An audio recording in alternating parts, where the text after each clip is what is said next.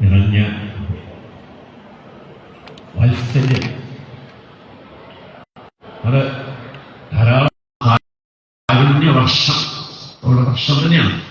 അത് നമ്മളിൽ ഓരോരുത്തരിലും വീണതാണ്.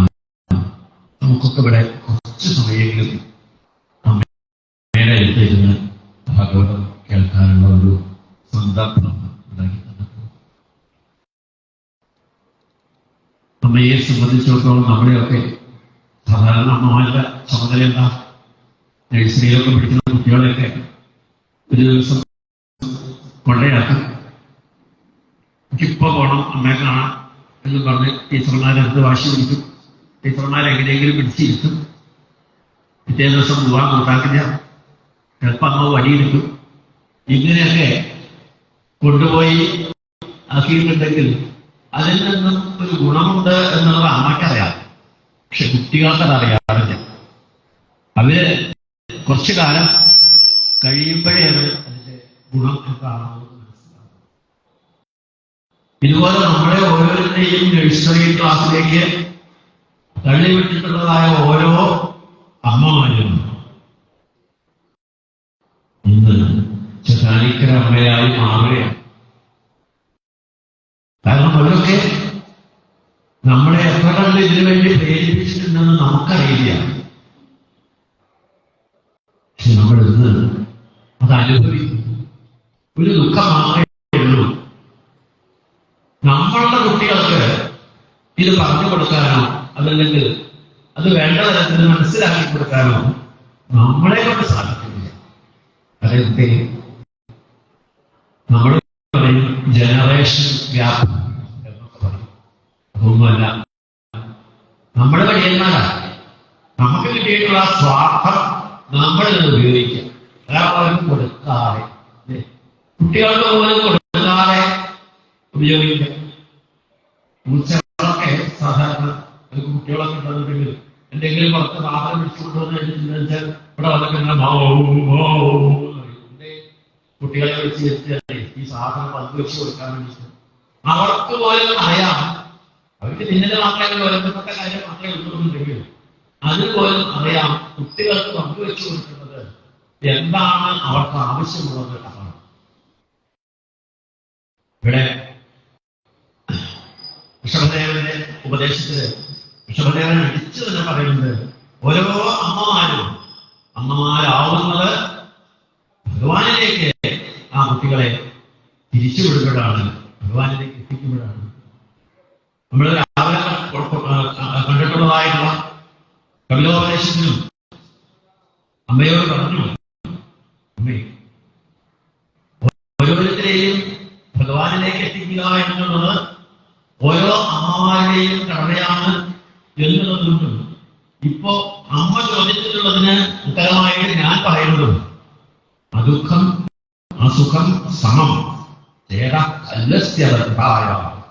നമ്മൾ ഈ വിഷയങ്ങളിലുള്ള ആ ബന്ധത്തെ ഉപേക്ഷിച്ച് എന്താണോ അതിന്റെ ഗുണം എന്നുള്ളത് മനസ്സിലാക്കിയിട്ട് ആ ഗുണത്തിന്റെ പിന്നാലെ ഓടിപ്പോകുന്ന മനസ്സിനെ ആ ഗുണം വേണ്ടത് ഭഗവാനിലേക്കാണ്. രഥംവാ ആ മുക്തിമാർഗത്തിലേക്ക് നയിക്കുമ്പോൾ മാത്രമാണ്.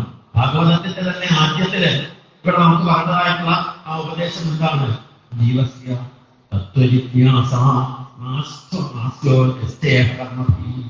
ഏത് തരത്തിലുള്ള കർമ്മങ്ങൾ ചെയ്തിട്ടുണ്ടെങ്കിലും അതിലൊക്കെ ഫലം ഉണ്ടാവണമെന്നുണ്ടെങ്കിൽ നമ്മൾ എവിടുന്ന വന്നതെന്ന് നമുക്ക് മനസ്സിലാക്കാം. ഭാഗവതത്തിലെ അനവധി അധ്യായങ്ങളാണ് ഇവിടെ സൃഷ്ടിയെ വിവരിച്ചുകൊണ്ടുള്ളത്.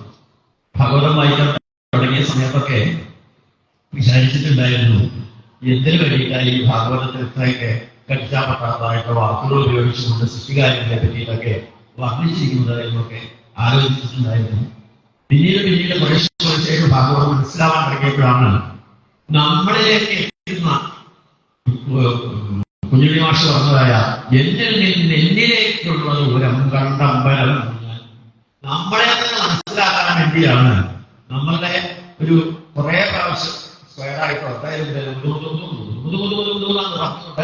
ഒരു മുത്തശ്ശൻ അവസാനം പറയുമ്പോ അവിടെ എത്തും ഗുരുവായൂരത്തിൽ എത്തുന്നു. ആരാണ് നമ്മുടെ മുത്തശ്ശൻ വെച്ച് കഴിഞ്ഞിട്ടുണ്ടെങ്കിൽ ആ ഗുരുവായൂരത്തിൽ നിന്നാണ്, ആ വിരാട് സ്വരൂപമായിട്ടുള്ള വിഷ്ണുവിൽ നിന്നാണ് ഈ കാണുന്ന സൃഷ്ടികൾ മുഴുവൻ വന്നിട്ടുള്ളത് എന്ന് നമുക്ക് മനസ്സിലാക്കി തരുന്ന ഭാഗമാണ് ഇവിടെ ചതുർത്ഥ സ്കന്ധത്തില് വരെ പറഞ്ഞിട്ടുള്ളതായ, അതായത് വിദിന മൈത്രേയ സംവാദത്തില് 60 അധ്യായങ്ങളിലൂടെ പറഞ്ഞിട്ടുള്ളതിന് ഭൂരിഭാഗവും അതിൽ അമ്മയ്ക്ക് കൊടുത്തിട്ടുള്ള ഉപദേശത്തിലും പറഞ്ഞിട്ടുള്ളത്, അവസാനം പറഞ്ഞിട്ടുള്ളത് എന്താണ്? ഭഗവാനെ സേവിക്കാനുള്ള മാർഗം ഹൃദയഗ്രന്ഥി ചിത്യന്തേ സർവസംശയാ ക്ഷീയന്തേ രഹസ്യകർമാണി ദൃഷ്ട ഏവ ആത്മനി ഈശ്വരേ. നമ്മുടെ ഉള്ളിലുള്ള ഈശ്വരനെ ആത്മാവാണ് എന്നുള്ളത് മനസ്സിലാക്കാറാവുമ്പോഴാണ് നമ്മൾ ഈ ചെയ്യുന്ന കാര്യങ്ങൾക്കൊക്കെ ഉള്ള ആ ഫലം നമുക്ക് ലഭിക്കുന്നത്. ഫലം ലഭിക്കുന്നത് എന്ത് കാരണം ചെയ്യുമ്പോഴാണ് വരുന്നതെന്ന് അർജുനൻ ചോദിക്കുന്നില്ലേ? മാഫലേഷു ഉണ്ടാകുന്നതാണ്. ഫലത്തെ പറ്റി നമ്മൾ ചിന്തിക്കേണ്ട ആവശ്യമില്ല. അത് വേണ്ട തരത്തിൽ നമ്മൾ എത്തിക്കോളും ഭഗവാൻ, അല്ലെങ്കിൽ അമ്മ നമ്മളെ എത്തിച്ചു തരുന്നു. നമ്മുടെ അമ്മയുടെ കാര്യം പറഞ്ഞിട്ടാണ് തുടങ്ങിയത്. നമ്മൾ സ്കൂളിലേക്ക് പറഞ്ഞ കാര്യം പറഞ്ഞിട്ടാണ് തുടങ്ങിയത്. അപ്പൊ ആ അമ്മ തന്നെയാണ് നമ്മളെ ഇവിടെയുള്ള ഈ നഴ്സറി സ്കൂളിൽ ഇന്നലെ വൈകുന്നേരം ഇവിടെത്തിയിട്ടുള്ളതായ ഈ നഴ്സറി സ്കൂളിലേക്ക് നമ്മളെ ഓർമ്മ കൊണ്ടുവന്ന് ചേർത്തിട്ടുണ്ട്. എന്നിട്ടോ സമയാവുന്ന സമയത്ത് ഓരോരോ സമയത്തും പാല് വരണം, ബിസ്ക്കറ്റ് വേണം, ഇതൊക്കെ കൊണ്ടുവന്ന് തരാൻ വേണ്ടിയിട്ടുള്ള ആൾക്കാരെയൊക്കെ ഏർപ്പാടാക്കിയിട്ടുണ്ട്. നമ്മള് ചിലപ്പോ കഴിക്കില്ല ഇല്ലേ? ഇങ്ങനെ ഓരോരോ കാര്യങ്ങളും ചെയ്തു തന്നിട്ടും നമുക്ക് പഠിക്കാൻ നേരം ബസ്സിലായിട്ട് ഓരോരുത്തർ വന്നിട്ട് വാച്ച് നോക്കാൻ വേണ്ടിയിട്ട് ഇന്നലെ ഈ ഇത് കഴിയാറായോ ഇന്ന് പോലെ തുടങ്ങിയിട്ട് എഴുതുന്നുണ്ടാകും. ഇതൊക്കെ നമ്മുടെ ഉള്ളിലുള്ള ഓരോരോ മനസ്സിന്റെ ഓരോ ക്രമങ്ങളാണ്. ഈശ്വരനാണ് ആ മനസ്സ് കുറച്ച് നിൽക്കുന്നത് എന്നുണ്ടെങ്കിൽ വാച്ച് നോക്കുമ്പോഴെപ്പോഴാണ് അയ്യോ ഇത്രയോ എന്നുള്ളതായ ആ ഒരു ഭാവം നമ്മുടെ ഉള്ളിൽ വരുന്നുണ്ടോ എങ്കിൽ നമ്മൾ ഈ കേട്ടിട്ടുള്ളതെല്ലാം പരിപൂർണമായിട്ട് ഉൾക്കൊള്ളും. ഇല്ലെങ്കിൽ നമ്മൾ കയ്യിൽ നോക്കും. ഞങ്ങൾ ഇടയ്ക്കിടയ്ക്ക് വാച്ച് നോക്കും. കാരണം എന്താ, ഈ ആ സമയത്തിനനുസരിച്ച് നിർത്തുന്നുള്ളത്. അതിനു വേണ്ടിയിട്ട് ഇടയ്ക്കിടയ്ക്ക് വാച്ച് നോക്കും. നിങ്ങൾ വാച്ച് നോക്കണം. ഇവിടെ ആ ചതുർത്ഥ സ്കന്ധത്തിലെ 4 പ്രകരണങ്ങളിൽ കൂടെ, സന്മാർത്ഥ മോക്ഷങ്ങളാകുന്ന 4 പ്രകരണങ്ങളിൽ കൂടെ നമുക്ക് കാണിച്ചു തന്നിട്ടുള്ള മോക്ഷധർമ്മത്തെ പറ്റിയിട്ടാണ് ഇവിടെ പ്രധാനമായിട്ട് നമുക്ക് കഴിഞ്ഞ ആചാര്യൻ നമുക്ക് പറഞ്ഞു തന്നത്. മോക്ഷധർമ്മത്തെ എന്താണ് മോക്ഷം എന്ന് ചോദിച്ചാൽ അവിടെയും ഭാഗവതത്തിന് ഉത്തരമുണ്ട്. നമ്മൾ ഇന്ന് കാണുന്ന എല്ലാ തരത്തിലുള്ള സുഖ സൗകര്യങ്ങളും ഉപയോഗിച്ച് ഇവിടെ ആയുരാരോഗ്യ സൗഖ്യത്തോടുകൂടി ജീവിക്കുന്ന ആ ഒരു പദ്ധതിയാണ് മോക്ഷം. അതല്ലാതെ മരിച്ചു കഴിഞ്ഞ് എവിടേക്കോ പോയിട്ട് മോക്ഷം കിട്ടും എന്നൊക്കെ പറഞ്ഞു കഴിഞ്ഞിട്ടുണ്ടെങ്കിൽ നമുക്ക് ആർക്കും അതല്ലാത്ത വിശ്വാസമൊന്നും.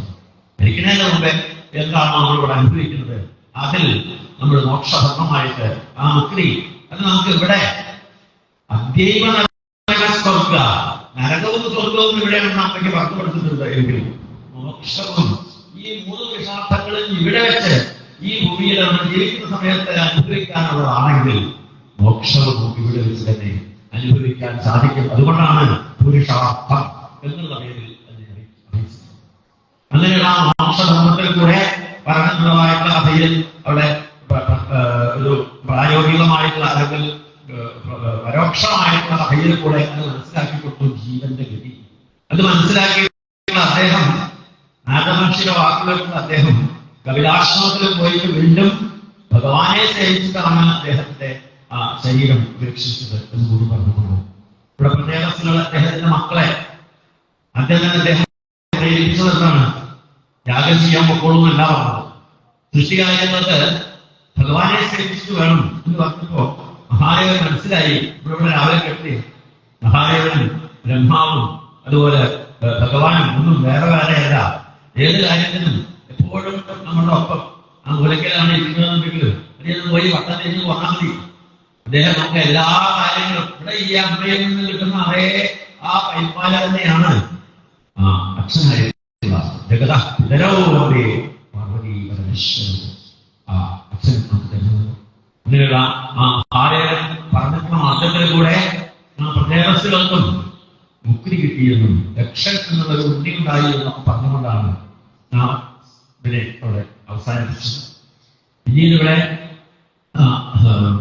ഇതില് വിതുര മഹാശയൻ അദ്ദേഹത്തിന്റെ ജ്യേഷ്ഠനായിട്ടുള്ള ധൃതരാഷ്ട്രനെ കൂടി ഈ കഥകൾ അല്ലെങ്കിൽ ഈ ആത്മതത്വത്തെ മനസ്സിലാക്കി അദ്ദേഹം ധൃതരാഷ്ട്രനെ കൂടി മുക്തനാക്കി എന്നുകൂടി പറഞ്ഞുകൊണ്ടാണ് ഇവിടെ ചതുർത്ഥ സന്ദർഭം. പഞ്ചമസ്കന്ധത്തിന്റെ പ്രിയവർദ്ധന്റെ കഥ പരിപൂർണമായിട്ടും നമുക്ക് കാണാൻ സാധിക്കും. ഉദാനവാദ രാജാവിന്റെ കഥ പറഞ്ഞ സമയത്ത് പ്രിയവർദ്ധന്റെ കഥയല്ലേ മുമ്പേ പറയേണ്ടിയിരുന്നത് എന്ന് നമുക്ക് തോന്നാം. അക്കോടത്തിൽ ഓരോന്നിനും ഓരോ ചിട്ടകളുണ്ട്. ഇവിടെ പ്രിയവ്രതൻ ആ കാലത്തൊക്കെ നാരദ മഹർഷിയുടെ പിന്നാലെ ആത്മാരാമനായിട്ട് നടത്തുന്ന കാലമായിരുന്നു. വിളിച്ചിട്ടും വന്നില്ല, വിളിച്ചിട്ടും വന്നില്ല. അവസാനം സ്വയംഭവനും മുത്തച്ഛനായിട്ടുള്ള അച്ഛനായിട്ടുള്ള ബ്രഹ്മാവിന്റെ അടുത്ത് പോയി പറഞ്ഞു, അങ്ങനെ ചെയ്യാൻ പറ്റില്ല, ഇവിടെ രാജ്യം ഭരിക്കാൻ ആളില്ലാണ്ടായി കഴിഞ്ഞ് ശരിയാക്കില്ല, അതുകൊണ്ട് ആ ഉണ്ണിയെ എങ്ങനെയെങ്കിലും അവർ പറഞ്ഞ് നേരേക്ക് തരണം. കാരണം ബ്രഹ്മാവ് അങ്ങനെ നാരദ മഹർഷിയെ കൊണ്ട് സമയിപ്പിക്കാം എന്നുള്ള ഭാവത്തോട് കൂടിയിട്ട് നാരദ മഹർഷിയോട് പറഞ്ഞ് നാരദ മഹർഷി പറഞ്ഞു കൊടുത്തു, ഉണ്ണി സന്യാസവൃത്തി അല്ലെങ്കിൽ ആത്മാരാമനായിട്ടുള്ള പരിപ്രാജക വൃത്തിയെ സംബന്ധിച്ചിടത്തോളം അതിനൊക്കെ ഓരോരോ സമയമുണ്ട്. അത് ഗൃഹസ്ഥ ജീവിതത്തിൽ സാധിക്കും. അതുകൊണ്ട് ഗൃഹസ്ഥ ജീവിതത്തിലേക്ക് മടങ്ങിപ്പോക്കോളൂ. ഏറ്റവും കൂടുതൽ സുഖവും സൗകര്യവും ഭഗവാനെ സേവിക്കാനുള്ളത് ഗൃഹസ്ഥ ജീവിതത്തിലാണ്. അതുകൊണ്ട് ആ ഗൃഹസ്ഥ ജീവിതത്തിലേക്ക് തിരിച്ചു പോയിക്കോളൂ എന്നാണ് പറഞ്ഞു വരുന്ന സമയത്ത് ഇവിടെ അദ്ദേഹത്തിന്റെ ആ ജീവിതത്തെ പറയാൻ ആരംഭിച്ചത് ഇവിടെ ശിശുപരിഷയ്ക്ക് ശ്ലോകങ്ങളിലൂടെ ഒന്നും പറ്റില്ല. പ്രത്യേകിച്ച് ഈ പ്രിയവർദ്ധന്റെ ചരിത്രം പറയുന്ന സമയത്താണ് ഭൂഗോളത്തെ പറ്റിയിട്ട് പറഞ്ഞത്. അപ്പൊ ഭൂഗോളം അതിന്റെ അതിർത്തി മാനം തുടങ്ങിയിട്ടുള്ളതൊക്കെ നിശ്ചയിക്കണമെന്നൊക്കെ അതിൽ നിന്നും നമുക്ക് ശ്ലോകം മാലിന്യ കൃത്യമായിട്ടുള്ള അക്ഷരങ്ങൾ പോരാ എന്ന് തോന്നി. അതുകൊണ്ടാണ് പഞ്ചസ്കന്ധത്തിൽ ഗദ്യപ്രവാഹം പഞ്ചാരപ്പായസം ഉണ്ണം പിന്നെ പഞ്ചാരപ്പായസമാണ് എന്നാണ് വാഴമൂന്നും ഗുരുനാഥൻ പറഞ്ഞിട്ടുള്ളത്. ആലോചിച്ചു നോക്കുമ്പോൾ ഭാഗവതത്തില് ഈ പഞ്ചമസ്കന്ധം എന്നുള്ളത് ഇല്ലായിരുന്നു എന്ന് വിചാരിക്കും. എന്നാൽ ഇന്ന് കാണുന്ന ആചാര്യന്മാരിൽ ഒരു 50% ആചാര്യന്മാരും കൂടി കൂടിയിട്ടുണ്ടാവും. അതെ അല്ലെ, പഞ്ചമസ്കന്ധം വായിച്ച് കഷ്ടിച്ചതൊന്നും മെരുക്കിയെടുക്കുക എന്ന് പറഞ്ഞിട്ടുണ്ടെങ്കിൽ അത്ര എളുപ്പമുള്ള സംഗതിയാണെന്നൊന്നും വിചാരിക്കണം. അങ്ങനെ പറയാൻ എളുപ്പമാണ്, പഞ്ചമസ്കന്ധം വായിക്കാൻ എളുപ്പമാണ്, പഞ്ചാരപ്പായസമാണെന്ന് പറയും. പക്ഷെ അതങ്ങനെ വേണ്ട തരത്തിലാവുക എന്നുള്ളത് ഒത്തിരി ബുദ്ധിമുട്ടുകളാണ് എന്നാണ്. പക്ഷെ എന്നാൽ പഞ്ചമസ്കന്ധത്തിലും ഏറ്റവും കൂടുതൽ ഭംഗിയായിട്ട് വായിച്ചിട്ടുണ്ടായിരുന്ന ഒരു മഹത് വ്യക്തി പറയാം. അതുപോലെ ഗുരുവായൂർദാസ സ്വാമിയുടെ ശിഷ്യന്മാർക്ക് അറിയാം. അവരുടെ കൂടെയൊക്കെ എന്നും കൂടെ ഉണ്ടായിരുന്ന ആളാണ് തോട്ടം നാരായണൻ ഗോപി. ഞാനെല്ലാവർക്കും എന്റെ അച്ഛൻ.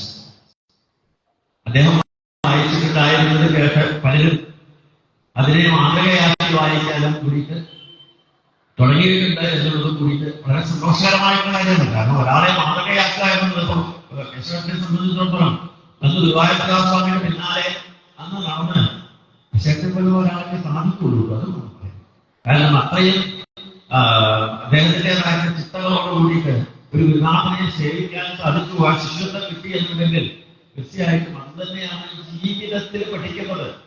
ഇന്ന് നമ്മുടെ കുട്ടികളെ എന്തെങ്കിലും ഒന്ന് പറഞ്ഞ് മനസ്സിലാക്കണമെങ്കിൽ നമ്മളെ കൊണ്ട് സാധിക്കാറുണ്ടോ ഒന്ന് ആലോചിച്ചു നോക്കും. അവരോട് എന്തെങ്കിലും നമ്മൾ പറയുന്നതിന്റെ മുമ്പേ അവർ 100 ചോദ്യം നമ്മളോട് നോക്കും, അല്ലെങ്കിൽ 100 പ്രാവശ്യം നമ്മളെ കൊണ്ട് എന്തുകൊണ്ടാണ് നമ്മളൊക്കെ അറിയില്ല. അതുകൊണ്ടാണ് നമ്മുടെ ഉള്ളിൽ ജ്ഞാനമുണ്ട്, നമ്മുടെ ഉള്ളിൽ പറഞ്ഞു കൊടുക്കാനുള്ള ഉത്തരമുണ്ടെന്നുണ്ടെങ്കിൽ തീർച്ചയായിട്ടും നമുക്ക് ആരുടെയും കൊണ്ട് പേടിക്കേണ്ടതായിട്ടില്ല. അത് കുട്ടികളായാലും വലിയവരായാലും അവരിൽ നിന്നൊക്കെ വ്യത്യസ്തമാണ് ഞാൻ, എനിക്ക് മാത്രമേ അറിയുള്ളൂ എന്നുള്ള ആ ഒരു ഭാവം നമ്മുടെ ഉള്ളിൽ വരണമെന്നുണ്ടെങ്കിൽ ജ്ഞാനം അത്രയും ഉള്ളിൽ പ്രകാശിക്കും. അതിനുള്ള വാക്കുകളാണ് അല്ലെങ്കിൽ അതിനുള്ള കാര്യങ്ങളാണ് ഭഗവതത്തിൽ നമുക്ക് മനസ്സിലാക്കുന്നത്. പ്രിയപ്പെട്ട ചരിത്രം പറഞ്ഞ സമയത്ത് അദ്ദേഹം ആത്മാരാമനായിരുന്നു എങ്കിലും അച്ഛന്റെ വാക്കുകളെ നാരായണ ശിഷ്യത്വം തൽക്കാലം ഉപേക്ഷിച്ചിട്ടാണ് ഇവിടെ ചക്രവർത്തിയായിട്ട് അധികാരമേറ്റത്. വിവാഹം കഴിക്കുന്നില്ല എന്ന് പറഞ്ഞാണ് അദ്ദേഹം 2 വിവാഹം കഴിച്ചു വന്നു.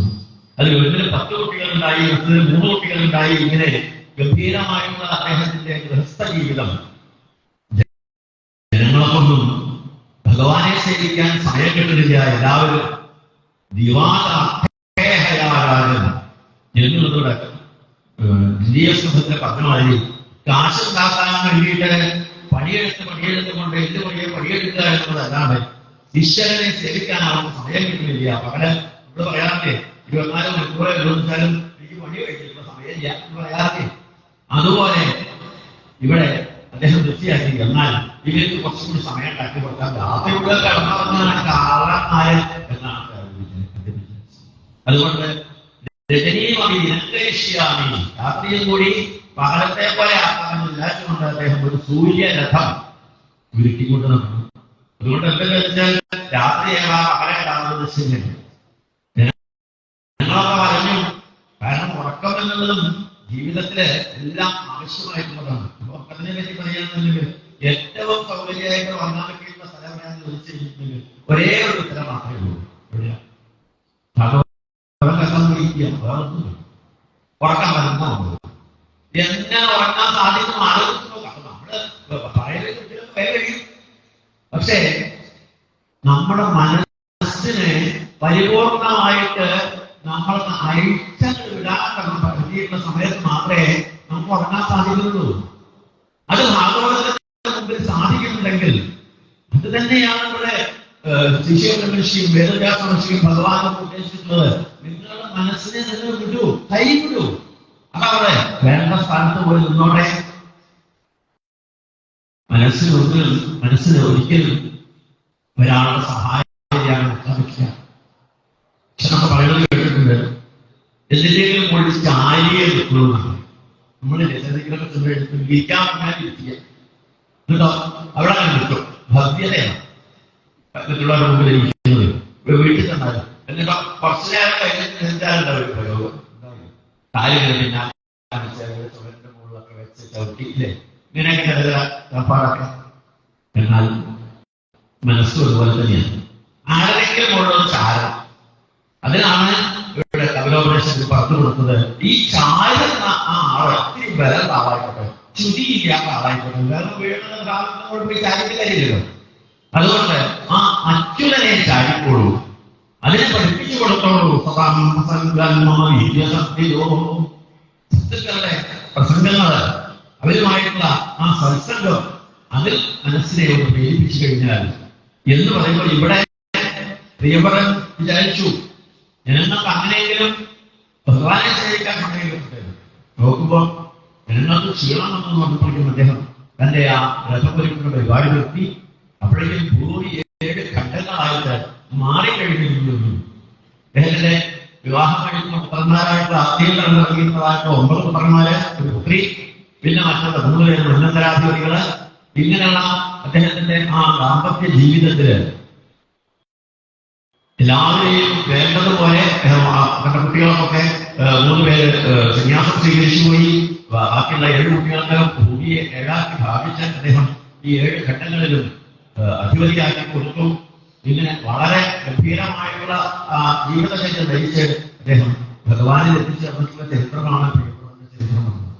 എന്നാൽ അദ്ദേഹത്തിന്റെ പുത്രനായിട്ടുള്ള ആത്മീയൻ, മുഖപുത്രനായിട്ടുള്ള ആത്മീയൻ, അദ്ദേഹത്തിന് തോന്നി ഭഗവാനെ സേവിക്കുക എന്നുള്ളത് വളരെ ശ്രേഷ്ഠതയാണെന്നും അച്ഛനത് കാണിച്ചു തന്നതാണെന്നും അച്ഛന്റെ മാർഗത്തിലൂടെ തന്നെ വിവാഹം കഴിക്കുന്നത് ഭഗവാനെ സേവിച്ചുകൊണ്ടാവാം എന്ന് വിചാരിച്ചുകൊണ്ട് ചെറുതായിട്ടൊരു വീടിന്റെ കള്ളത്തരം കൂടി ഉണ്ടായിരുന്നു. അച്ഛന്റെ മക്കൾ എന്ന് പറഞ്ഞാൽ അച്ഛൻ ചെയ്യുന്ന മാതിരിയുള്ള കാര്യങ്ങളൊക്കെ ചെയ്യാൻ വേണ്ടി പുറപ്പെടുന്നു മാത്രമേ ഉള്ളൂ. പക്ഷെ അവർക്കൊന്ന് മുഴുവനായിട്ട് അതിൽ നിന്നും ചിലപ്പോ ഗുണം കിട്ടിയിട്ടുണ്ടാവില്ല. അത് പ്രായോഗികമായിട്ട് കിട്ടിയാലേ ഉണ്ടാവുള്ളൂ. മഹാഭാരതത്തിൽ നോക്കിയാൽ കാണാം, ദ്രോണൻ തന്റെ ശിഷ്യനായിട്ടുള്ള അർജുനന് വേണ്ട തരത്തിലുള്ള വിദ്യകളെല്ലാം പറഞ്ഞു കൊടുത്തു. പക്ഷേ മകനായിട്ടുള്ള അശ്വത്ഥാമന് മുഴുവനാക്കാൻ സാധിച്ചു. ഇതിനൊക്കെ പല ഉദാഹരണങ്ങളും ഭാഗവതത്തിൽ നോക്കിയാൽ കാണും. ഇവിടെ ലേശ കള്ളത്തരത്തോട് കൂടിയിട്ടാണ് അദ്ദേഹം തപസ് ചെയ്തത്. അത് മനസ്സിലാക്കിയതായ ബ്രഹ്മാവ് തന്റെ സദസ്സിൽ പാടുന്നതായിട്ടുള്ള പൂർവശക്തി എന്നതായിട്ടുള്ള അക്ഷരത്തിനെ അദ്ദേഹത്തിന്റെ നല്ല തപസ്സാണ് കള്ളനാണോ നമ്മൾ അറിയാൻ വേണ്ടി ഇവിടെ വന്നപ്പോഴല്ലേ അദ്ദേഹത്തിന് മനസ്സിലായത് ആ പൂർവ്വജറ്റിയെ കണ്ടതോടും കൂടിയിട്ട് അദ്ദേഹത്തിന്റെ തടസ്സത്തെ നിർത്തി. പൂർവ്വജറ്റിയുടെ പിന്നാലെ എത്ര രസമായിട്ടാണ് ഭാഗവതത്തില് ഇങ്ങനെയൊക്കെ സാധിക്കോ ശിശുബ്രഹ്മർഷിക്ക് എന്ന് നമുക്ക് തോന്നും. കാരണം എന്താ ഉത്പ്രേക്ഷയും പൂർണ്ണതയൊക്കെ വർണ്ണിച്ചിട്ടുള്ളത് മുനികുമാരനായിട്ടൊക്കെയാണ് ഇതില് വർണ്ണിച്ചിട്ടുള്ളത്. ഇങ്ങനെ ഓരോരോ തരത്തിലും ആ കുട്ടിയുടെ സൗന്ദര്യത്തെ പറ്റിയിട്ട് അതും താത്വികമായിട്ടുള്ള ഭാവത്തിലൂടെ വർണ്ണിച്ചിട്ടുള്ളതായിട്ടുള്ള ഓരോ ശ്ലോകങ്ങളും ഇവിടെ നമുക്ക് കാണാം. എന്താ ഇതിന്റെയൊക്കെ പിന്നിലുള്ളത്? നമ്മുടെ ഉള്ളിൽ ഇവിടെ അദ്ദേഹം വിചാരിച്ചത് തന്നെ ഈ പൂർവ്വശക്തി എന്ന് പറഞ്ഞിട്ട് ഈ അക്ഷരസ് ഭഗവാൻ തന്നെ എനിക്ക് നേരിട്ട് വിവാഹം കഴിക്കാൻ വേണ്ടി അയച്ചതെന്നാണ് അദ്ദേഹത്തിന്റെ ഉള്ളിൽ ഉറച്ചു വിശ്വസിച്ചത്. അതോടുകൂടി എന്താണെന്ന് വെച്ചാൽ അവരോട് പ്രേമാഭ്യർത്ഥന നടത്തിയില്ല, അതൊരു തപസ്. പിന്നെ എന്തായെന്ന് വെച്ച് കഴിഞ്ഞാൽ അദ്ദേഹത്തിന് കുട്ടികളെ ആയിട്ട് അദ്ദേഹം കുറെ കാലം കഴിച്ചുകൂടി. അത് കഴിഞ്ഞ് അക്ഷരത്തിൽ പറഞ്ഞു കഴിയുമ്പോൾ സ്വർഗത്തിൽ പോയപ്പോൾ ഇദ്ദേഹവും അവിടെ സ്വർഗത്തിൽ പോയി കുറച്ച് കാലത്ത് കഴിച്ചുകൂട്ടി. ഇങ്ങനെ അദ്ദേഹത്തിന്റെ അഗ്നിത്തന്റെ ചരിത്രത്തെ ഇവിടെ വർണ്ണിച്ചതിന് ശേഷം അദ്ദേഹത്തിന്റെ പുത്രനാണ് നാഭി. നാഭിക്ക് എല്ലാം കൊണ്ടും അദ്ദേഹത്തിന്റെ നാഭിയുടെ ജന്മം നമുക്ക് വളരെ ഗംഭീരമായിട്ട് വർണ്ണിച്ചിട്ടുണ്ട്. മാത്രമല്ല ആ നാഭിയുടെ പ്രത്യേകത എന്താണെന്ന് വെച്ച് കഴിഞ്ഞെങ്കിൽ എല്ലാവരെയും ഭക്തിയോടുകൂടി ഭഗവാനെ സേവിക്കാൻ പഠിപ്പിച്ചിട്ടുള്ളതായിട്ടുള്ള ആ പ്രിയമ്പതന്റെ തനി സ്വഭാവവും ഈ നാഭിക്ക് കിട്ടി. അതിനേക്കാൾ കുറച്ചുകൂടി ഭഗവാനെ സേവിക്കുന്നതിൽ കൂടെ രാജ്യത്തിന്റെ അഭിവൃദ്ധിയും ജനങ്ങളുടെ അഭിവൃദ്ധിയും മാത്രമല്ല എല്ലാവർക്കും രാമരാജ്യം നമ്മൾ പറയില്ലേ, അതുപോലെ ആ നാഭിയുടെ രാജ്യത്തും എല്ലാവർക്കും വളരെ സ്നേഹത്തോടും സന്തോഷത്തോടും കൂടിയിട്ട് ഭഗവാനെ സേവിച്ചുകൊണ്ട് ജീവിക്കാനുള്ളതായിട്ടുള്ള മാർഗങ്ങളൊക്കെ അദ്ദേഹം ഉണ്ടാക്കി കൊടുത്തു. ഇത്രയും നല്ലൊരു രാജാവ് അദ്ദേഹത്തിന് പ്രത്യേകമാണ് കുട്ടികളുണ്ടായിരുന്നു. പക്ഷെ എന്നാൽ അദ്ദേഹത്തിന് വേണമെന്ന ഒട്ടും മോഹമുണ്ടായിരുന്നു. ജീവിതത്തിൽ എത്ര ആൾക്കാരുടെ കുട്ടികളില്ലാത്തത്? എല്ലാവർക്കും കുട്ടികളുണ്ടായിക്കൊള്ളുന്നുണ്ടല്ലോ. കുട്ടികളിലേക്ക് ആ ഇല്ലാത്ത തരത്തിൽ ഭഗവാനെ സേവിക്കണം. ഉണ്ടെങ്കിൽ ആ കുട്ടികളോടുകൂടി ഭഗവാനെ സേവിക്കണം. ഭഗവാനെ സേവിക്കുക എന്നുള്ളത് ആയിരിക്കണം നമ്മുടെ ഓരോരുത്തരുടെയും മോട്ടോ. അങ്ങനെയാണെങ്കിൽ നമുക്ക് ദുഃഖം ഉണ്ടാവില്ല. ഇല്ലെങ്കിൽ ഇല്ലാത്ത കാലം ഇല്ല എന്ന് പറഞ്ഞുകൊണ്ട് കഴിയും. ഉണ്ടായാലോ എങ്ങനെ ആയാലോ അതുകൊണ്ട് കുട്ടികളുണ്ടായി. അത് രണ്ടോ വഴിക്കാണെങ്കിൽ ദുഃഖത്തെ ആലോചിച്ച് നോക്കും. ഇല്ലാത്ത ദുഃഖങ്ങൾ ഉണ്ടായില്ല. അതൊക്കെ വേണ്ട തരത്തിൽ നമുക്ക് പറഞ്ഞു തരുന്നുണ്ട് ഭഗവത്. ഇവിടെ നാഭിക്ക് കുട്ടികളുണ്ടാവാനുള്ള മോഹം ആർക്കുണ്ടായത്? ജനങ്ങൾക്കുണ്ടായത്. നമ്മുടെ രാജാവിന് ഇത്രയും നമ്മളെ ഭംഗിയായിട്ട് ഭരിച്ചുകൊണ്ടിരിക്കുന്ന രാജാവിന് കുട്ടികളില്ലാത്ത നമ്മൾക്ക് രാജ്യമാണമായി കൂടി. അതുകൊണ്ട് ഇദ്ദേഹത്തെ കൊണ്ട് ഒരു യാഗം ചെയ്യിപ്പിക്കാം. കുട്ടികളെല്ലാവരും കുട്ടിയാക്കി ഇദ്ദേഹം കൊണ്ട് ഗംഭീരമായിട്ട് ഒരു യാഗം ചെയ്യിപ്പിച്ചു. പ്രകാശി യാഗം ചെയ്യിപ്പിച്ചു. അതിൽ അദ്ദേഹത്തിന് യാഗത്തെ കുട്ടികളുടെ വാക്കുകളൊക്കെ കേട്ടുകഴിഞ്ഞ സമയത്ത് ഭഗവാൻ തോന്നി ഏതായാലും ഇത്രയും ഭക്തനായിട്ടുള്ള നാഭിയുടെ മുമ്പിൽ നേരിട്ട് ചെന്നാണ് ചോദിക്കാം എന്താ അങ്ങയുടെ ആഗ്രഹം. ഉത്ര ഭഗവാന്റെ വാത്സല്യം അവിടെ ചെന്ന് നാഭിയോട് ചോദിക്കാൻ ഭഗവാൻ തുടങ്ങുന്നതിന് മുമ്പേ അവിടെ കുടിയപ്പോഴായിട്ടുള്ള മുക്തികളാണ് ഭഗവാൻ ചോദിച്ചത്. എന്തേ നാഭിയോട് ചോദിക്കാത്തത്? അതോ നാഭിക്കറിയാം ഭഗവാനോട് ഒന്നും ചോദിക്കേണ്ട ആവശ്യമില്ല. നമുക്കല്ലേ അറിയുള്ളൂ. ഭഗവാനടുത്ത് പോയി കഴിഞ്ഞിട്ടുണ്ടെങ്കിൽ ആരോഗ്യ ചോദിക്കും ലിസ്റ്റ് ചെയ്തിട്ടുള്ള ആരെങ്കിലും ഭഗവാനടുത്താണ് പോയി കഴിഞ്ഞിട്ടുണ്ടെങ്കിൽ തുടങ്ങി എനിക്ക് അത് കാണും ഇത് പറഞ്ഞുകൊണ്ട് ചെറിയ കാര്യങ്ങൾക്ക് വേണ്ടിയിട്ടുള്ള ലിസ്റ്റ് കൊടുത്തിട്ട് വേണ്ടാണെന്ന് പറയുന്നില്ല. പക്ഷേ നമ്മൾക്ക് എന്താണ് വേണ്ടത് എന്നുള്ളത് വിധിത്വാ ശൈത്യം നമ്മുടെ ഉള്ളിൽ എന്താണ് ഉള്ളത് എന്നത് അറിയുന്ന ഒരേ ഒരാള് അത് ഈശ്വരൻ മാത്രമേ ഉള്ളൂ. അതുകൊണ്ട് നാഭിയൊന്നും കിട്ടിയില്ല. സൗന്ദര്യമൊക്കെ സുന്ദരം ഇപ്പഴേ ഭഗവാനെ കാണുന്നുള്ളൂ. അതുകൊണ്ട് ഭഗവാന്റെ സൗന്ദര്യം ഞാൻ ആസ്വദിക്കട്ടെ. മധുരം മധുരം മധുരം മധുരം ഇങ്ങനെയുള്ള ആ മധുരം ആസ്വദിച്ചുകൊണ്ട് നിൽക്കുമ്പോ ഭഗവാന് പക്ഷേ വേഗം തന്റെ അവതാരം അല്ലെങ്കിൽ മുമ്പിൽ നിന്ന് വേഗം അപ്രത്യക്ഷമാവും. മനുഷ്യർക്കറിയാം. അതുകൊണ്ട് പറഞ്ഞു ഞങ്ങളുടെ രാജാവിന് ആവശ്യം എന്താ ആവശ്യം പറയൂ, നിങ്ങളെങ്കിലും പറയൂ. അതേപോലെ എന്തേ ഞാൻ അത്ര വിചാരിച്ചാണ് പറഞ്ഞത്. എന്താണ് അല്ല ഉണ്ണി ഉണ്ടാവണമെന്നാണല്ലോ ഈ പുത്രകാമേശ്വരി കാര്യത്തിൽ ഉണ്ടാവുക. എന്നെ പോലെ ഉണ്ണി ഉണ്ടാവണമെന്നത് പുത്രകാമേശ്വരി ആരെങ്കിലും ഇതുവരെ അനുസരിച്ചിട്ടുണ്ടോ? നിങ്ങൾക്കൊക്കെ അറിയുകയും ചെയ്യാം. കാരണം ഞാൻ ഏകനാണ്, എന്നെ പോലെ വേറെ ആളില്ല, ഇനി ഉണ്ടാവാനും പോകുന്നില്ല. അഹമേവ ആസമേവ, ഞാൻ മാത്രമേ ഉണ്ടായിട്ടുള്ളൂ. അപ്പൊ അത് നിങ്ങൾക്ക് അറിയുകയും ചെയ്യാം. എന്നിട്ട് നിങ്ങൾ എന്നെ പോലെ പറഞ്ഞിട്ടുണ്ട്, ഞാൻ തന്നെ വരണമെന്നല്ലേ അതിന്റെ ദ്രവ്യം. അവര് സംശയത്തോടാണ് പറഞ്ഞത്, ഭഗവാനെ ഞങ്ങൾക്ക് അതന്നെയാണോ? എന്നാൽ നിങ്ങളുടെ വാക്ക് ഒരിക്കലും മിഥ്യയാവാൻ പറ്റിയ ബ്രാഹ്മണനാണ്, എന്റെ മുഖമാണ്. അതുകൊണ്ട് നിങ്ങൾ പറഞ്ഞത് ഞാൻ പറഞ്ഞത് തുല്യമാണ്. അതുകൊണ്ട് ഞാൻ നേരിൽ ആമിയുടെ പുത്രനായിട്ട് അവതരിച്ചോളാം. ഭഗവാൻ വാക്ക് കൊടുത്തു. അങ്ങനല്ല, നല്ല ഒരു ദിവസം ഭഗവാന്റെ അവതാരം വളരെ ഗംഭീരമായിട്ടാണ് സ്വഭാവം നമുക്ക് വളരെ കാണിച്ചു തന്നത്. ക്ഷണന്റെ ആ സൗന്ദര്യം അജാനവാഹുവായിരുന്നു അദ്ദേഹം. ഏറ്റവും ശ്രേഷ്ഠനാണ്. ഈ ശ്രേഷ്ഠനായുള്ള അദ്ദേഹത്തിന്റെ ആ രാജ്യഭാരം ഇവിടെ വളരെ ഗംഭീരമായിട്ട് പറയുന്നത്, പ്രതികളെയൊക്കെ തന്റെ മക്കളെ പോലെ അദ്ദേഹം വളർത്തിയിരിക്കുന്നു. അവർക്ക് എന്ത് വേണമെന്നുണ്ടെങ്കിൽ മക്കളൊക്കെ എങ്ങനെയാണ് അച്ഛൻ കൊടുക്കുക? ചോദിക്കുന്നതിന് മുമ്പേ വിട്ടു കൊടുക്കുമോ? ഇല്ല. അതെന്താണ് ആവശ്യം, ഇങ്ങനെയാണ് എന്നുള്ളതൊക്കെ ചോദിച്ച് മനസ്സിലാക്കിയതിന് ശേഷം മാത്രമേ അച്ഛൻ വേണ്ട കാര്യങ്ങൾ ചെയ്തു കൊടുക്കാറുള്ളൂ. അതുപോലെ ഇദ്ദേഹവും അത് അറിഞ്ഞ് വേണ്ടതുപോലെ ചെയ്തു കൊടുക്കുന്നതിന് കേന്ദ്രമായിരുന്നു. ഇപ്പോഴാണ് ചില കൃഷിക്കാരൊക്കെ ചില ഉത്തരവ് ഈ മഴ പെയ്യുന്നതൊക്കെ.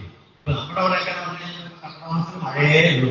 എന്നാൽ 1 മാസം മഴയില്ലാതെ എത്ര 4 വേനൽ ഇറക്കി വെച്ചുകൊണ്ടും AC കൂടി ഇട്ടാണ് നമ്മൾ കേട്ടോ. അപ്പൊ വേണ്ട സമയത്ത് വേണ്ടതുപോലെ മഴ പെയ്യിക്കാന്ന് പറഞ്ഞിട്ടുണ്ടെങ്കിൽ ബുദ്ധിമുട്ടൊന്നും അല്ലേ? ഏത് സയൻസ് കണ്ടുപിടിച്ചിട്ടുണ്ടെങ്കിലും പ്രകൃതിയോടൊന്നും നമ്മുടെ മത്സരിക്കാൻ പറ്റിയ പറ്റില്ല. പ്രകൃതിയിൽ നിന്നുണ്ടാവുന്ന ഓരോന്നും പ്രകൃതി ദത്തമായിട്ട് അമ്മയുടെ അമിഞ്ഞപ്പാൽ പോലെ നമുക്ക് കണ്ടില്ലേ? ഇവിടെ ഒരു രാജാവിന്റെ കഥ പറഞ്ഞു. അതാണ് മഹാരാജാവ്. അദ്ദേഹം ഭൂമിദേവിയെ തന്റെ മകളെ പോലെ സ്നേഹിച്ചു. എന്താ കാരണം? തന്റെ കുട്ടികൾക്ക് പാല് കൊടുത്തിട്ടുള്ളതായ അമ്മയാണ് ഭൂമി. പൃഥു എന്തൊക്കെ മനസ്സിൽ വിചാരിച്ചിട്ടുണ്ടോ അതൊക്കെ വയസ്സായിട്ട് കറന്നെടുക്കാൻ ഈ ഭൂമിയിലേക്ക് അനുവദിച്ചു എന്ന് പറയുമ്പോ ആ അമ്മിഞ്ഞപ്പാല് തന്നെയാണ് ഈ ഭൂമിയിലുള്ള ഓരോന്നിന്റെയും മൂലമായിട്ടുള്ളത് അല്ലേ? അത് നോക്കൂ, ഇതൊക്കെ നമ്മൾ പറയുന്ന സമയത്ത് എളുപ്പത്തിൽ മനസ്സിലാവാൻ ഒരു കാര്യമാണ്. നമ്മളൊക്കെ ഓരോരുത്തരും നമ്മുടെ ഭൂമിയിൽ നിന്നും പറഞ്ഞുകൊണ്ട് 4 ഭാഗത്തും അതിൽ കല്ലൊക്കെ എടുത്തിട്ട് അതിനൊക്കെ വെച്ച് അതിനുള്ളിൽ സാധനങ്ങളൊക്കെ ഉണ്ടാക്കില്ലേ? വേണ്ട ഒരു പച്ചക്കറി എന്നൊക്കെ പറഞ്ഞിട്ട് പഞ്ചായത്ത് ഇറക്കി കൊടുക്കുന്നുണ്ട്. ഓണത്തിന് ഒരു പച്ചക്കറി വേണമെന്നുണ്ട്. നമ്മുടെ വീട്ടിലെ വസ്തുക്കളൊക്കെ പറഞ്ഞുകൂടിയിട്ട് വലിയ വീടൊക്കെ കുഴിച്ച് വാങ്ങുന്ന സാധനങ്ങളൊക്കെ ഇട്ട് അതിൽ വേണ്ട വയറ് സാധനങ്ങളൊക്കെ കുഴിച്ചിട്ട് കഴിഞ്ഞിട്ട് മുളച്ചു വരുന്ന സമയത്ത് വെണ്ട കുടിക്കുന്നത് വെണ്ടേനെ മുളച്ചു, പയറ് കുടിക്കുന്നത് പയറിനെ മുളച്ചു.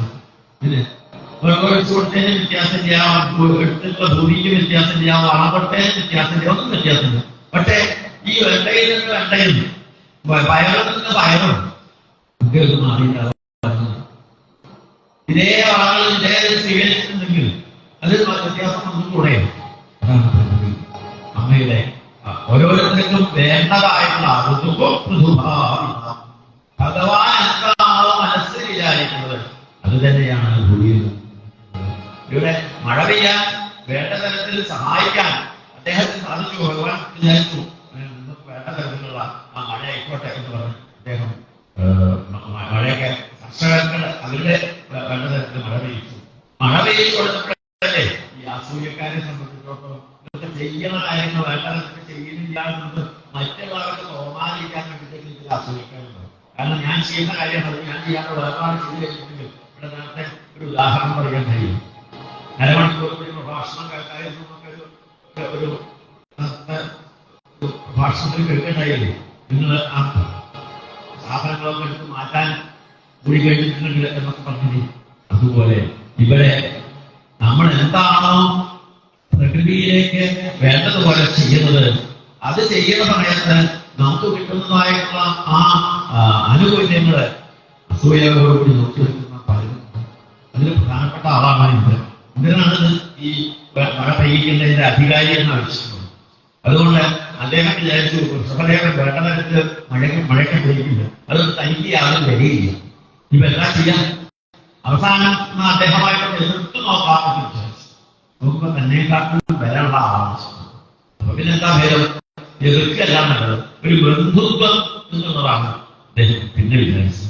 അങ്ങനെയാണ് തന്റെ ആളായിട്ടുള്ള ജയന്തിയെ കൂട്ടിക്കൊണ്ടാണ് പോയത്. ഇതൊക്കെ പറഞ്ഞ ഭാഗവതത്തിൽ ഇതുപോലെ എത്ര ഒരേപോലുള്ള കഥകളുണ്ട് ആലോചിച്ചു. ഇത് സത്യഭാമയുടെ വിവാഹം ഉണ്ടായിരുന്നു. കൊണ്ടുപോയി കൊടുത്തത് ഇതിനു വേണ്ടിയിട്ടാണ്. കപ്രാജിന്റെ ജീതപ്പേര് വിവാഹം കിട്ടിയിട്ട് മണിയും സത്യഭാമയും കൂടി കൊണ്ടുപോയി ഭഗവാനും കാക്കളെ കൊണ്ട് സമർപ്പിച്ചു. ഇതുപോലെ ഇവിടെ തന്റെ ജീതപ്പേര് വിവാഹം വേണ്ടിയിട്ട് ഇവിടെ ഋഷഭന്റെ മുമ്പിൽ കൊണ്ടുപോയി ഇതാ അടിയന്റെ മകളുണ്ട്, വിവാഹം കഴിച്ചാൽ തിരക്കില്ല, ആ കുട്ടിക്ക് വലിയ ആഗ്രഹമാണ് അങ്ങനെ വിവാഹം കഴിക്കുന്നത്. ഋഷഭദേവന് മനസ്സിലാവാനിട്ടല്ല, പക്ഷെ അദ്ദേഹം തീർച്ചയായിട്ടും ഏതായാലും വിവാഹം കഴിക്കണം, ആരെങ്കിലും കുട്ടികളെ ആയിക്കോട്ടെ എന്നുള്ള വാഹത്തോട് കൂടിയിട്ട് ഋഷഭദേവൻ ജയന്തിയെ വിവാഹം കഴിച്ചു. മാത്രമല്ല അവരുടെ ദാമ്പത്യത്തില് 100 ആചാര്യം ചോദിക്കുന്നതായിട്ട് 100 പുത്രന്മാരെ കണ്ടു. ഭാഗവതത്തിൽ പറഞ്ഞു. എന്തിനാ ഈ ഭാഗവതം വായിക്കുന്നത് പറയുന്നു? ഭാഗവതത്തിൽ പറയുന്നത് സത്യം, പരം, ധീമഹി, അത് നമ്മൾ മനസ്സിൽ ഉറപ്പിക്കാൻ സാധിക്കുമോ? എനിക്ക് പറഞ്ഞിട്ടുള്ളതെല്ലാം സത്യം തന്നെയാണ്. ഇതിന് വ്യാഖ്യാനം വേറെ പറയാൻ പറ്റും. വ്യാഖ്യാനം ഒന്നും ഞാൻ പറയുന്നില്ല. അവസാനം ഭാഗവതത്തിൽ പറഞ്ഞിട്ടുണ്ട്, അവസാനം പറയുന്നത് ഈ പറഞ്ഞിട്ടുള്ളതൊന്നും ശരിയല്ല കേട്ടോ. വചോപൂജം പരമാർത്ഥ്യം. ഇതൊക്കെ വാക്കുകൾ പല തരത്തിൽ ഉപയോഗിക്കാൻ ചില കാര്യങ്ങളൊക്കെ അതിന്റെ മുമ്പിലുള്ള കാര്യങ്ങളും കൂടിയൊക്കെ വായിക്കുന്ന സമയത്തെ അതിന്റെ അർത്ഥം എന്താണെന്നൊന്നും നമുക്ക് മനസ്സിലാവുള്ളൂ. അല്ലാതെ ഇത് പറഞ്ഞിട്ടുള്ളത് വാക്കുകളെ പല തരത്തിൽ ഉപയോഗിക്കാൻ അല്ലെങ്കിൽ മനോഭിഭൂതിയാണ്, ഇതൊന്നും പരമാർത്ഥമല്ല എന്നുള്ളത് മനസ്സിലാക്കാൻ വേണ്ടിയിട്ടല്ല. ഭഗവതത്തെ പറഞ്ഞിട്ടുള്ള ഓരോന്നും സത്യം തന്നെയാണ് എന്ന് നമുക്ക് പരിപൂർണമായിട്ട് വിശ്വസിക്കാം. കാരണം ഇവിടെ ഇതിനൊക്കെ താത്വികമായിട്ട് വേറെയും പലതര കാര്യങ്ങൾ നമുക്ക് അതിൽ പറയാനുണ്ട്. ഇപ്പൊ നമുക്കൊന്നും പറയാനുള്ള സമയമില്ല. പിന്നെ അങ്ങനെ പറഞ്ഞു തരാനുള്ള കഴിവ്, അറിവ് ഇതൊക്കെ ഉണ്ടാവണം എന്ന് പറഞ്ഞു തരാം. അപ്പൊ ഇന്ന് ശ്രമിച്ചിട്ടില്ല. എന്തായാലും ഇദ്ദേഹത്തെ 100 പുത്രന്മാരില് 9 പേര് കവിഹിരി അന്തരീക്ഷം വിഫലായം തുടങ്ങിയപ്പോഴായ 9 പേര് അവയോഗികളായി പോയിരുന്നു. അദ്ദേഹത്തിന്റെ ചരിത്രം ഈ യഥാർത്ഥത്തിൽ കാണിച്ചു തരാറുണ്ട്. മൂത്തപുത്രനായിട്ടുള്ള ഭരതനെ രാജാവാക്കാൻ മനസ്സിലാക്കി അദ്ദേഹം കുട്ടികളോട് ചോദിച്ചു, കുട്ടികളെ ജ്യേഷ്ഠനായിട്ടുള്ള ഭരതനെ രാജാവാക്കാനാണ് ഞാൻ തീരുമാനിച്ചിട്ടുള്ളത്, നിങ്ങൾക്കൊക്കെ ഇഷ്ടമല്ലേ എന്ന് ചോദിച്ചു. കുട്ടികളെല്ലാവരും കൂടി പറഞ്ഞു വിജയിച്ചേ, എല്ലാവരും സന്തോഷമാണ്. ഇന്നിപ്പോ 2 കുട്ടികളുണ്ടെന്നുണ്ടെങ്കിൽ അങ്ങനെ ഒന്നും തന്നതല്ല കോടതിയിൽ പോയി ചോദിക്കണം. ഈ ന്യായങ്ങളിലേക്ക് സാധാരണ കോടതിയിലുള്ളത് ന്യായമല്ലോ. അവിടെ ചെന്ന് കഴിഞ്ഞിട്ടുണ്ടെങ്കിൽ ഓരോരുത്തരും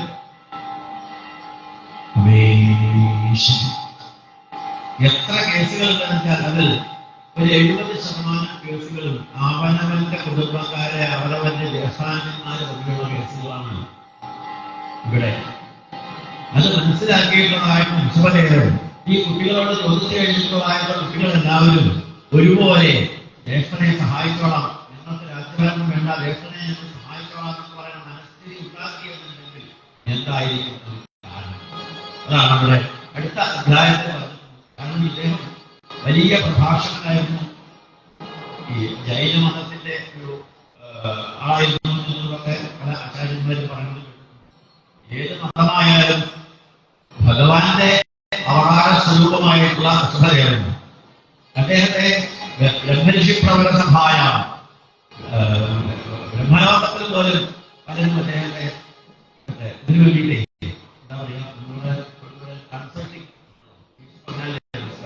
അതിനു വേണ്ടിയിട്ടൊക്കെ വിളിച്ച് വേണ്ട കാര്യങ്ങളൊക്കെ മനസ്സിലാക്കാൻ പോയിട്ടുണ്ടായിരുന്നു. അവർക്കൊക്കെ വേണ്ട തരത്തിൽ കോച്ചിങ് ക്ലാസ്സൊക്കെ കൊടുത്തിട്ടുണ്ടായിരുന്നു എന്ന് പറയുമ്പോൾ അവർക്കൊക്കെ കൊടുക്കുന്ന ആളെ മക്കള് നമ്മൾ വലിയ മാതൃകാ പെൺകുട്ടികളൊക്കെ പറഞ്ഞ അവാർഡൊക്കെ വാങ്ങിക്കൊണ്ടെങ്കിൽ അകത്ത് പോയി നോക്കി കഴിഞ്ഞിട്ടുണ്ടെങ്കിൽ ചിലപ്പോൾ കട്ടിലൊക്കെ വേറെ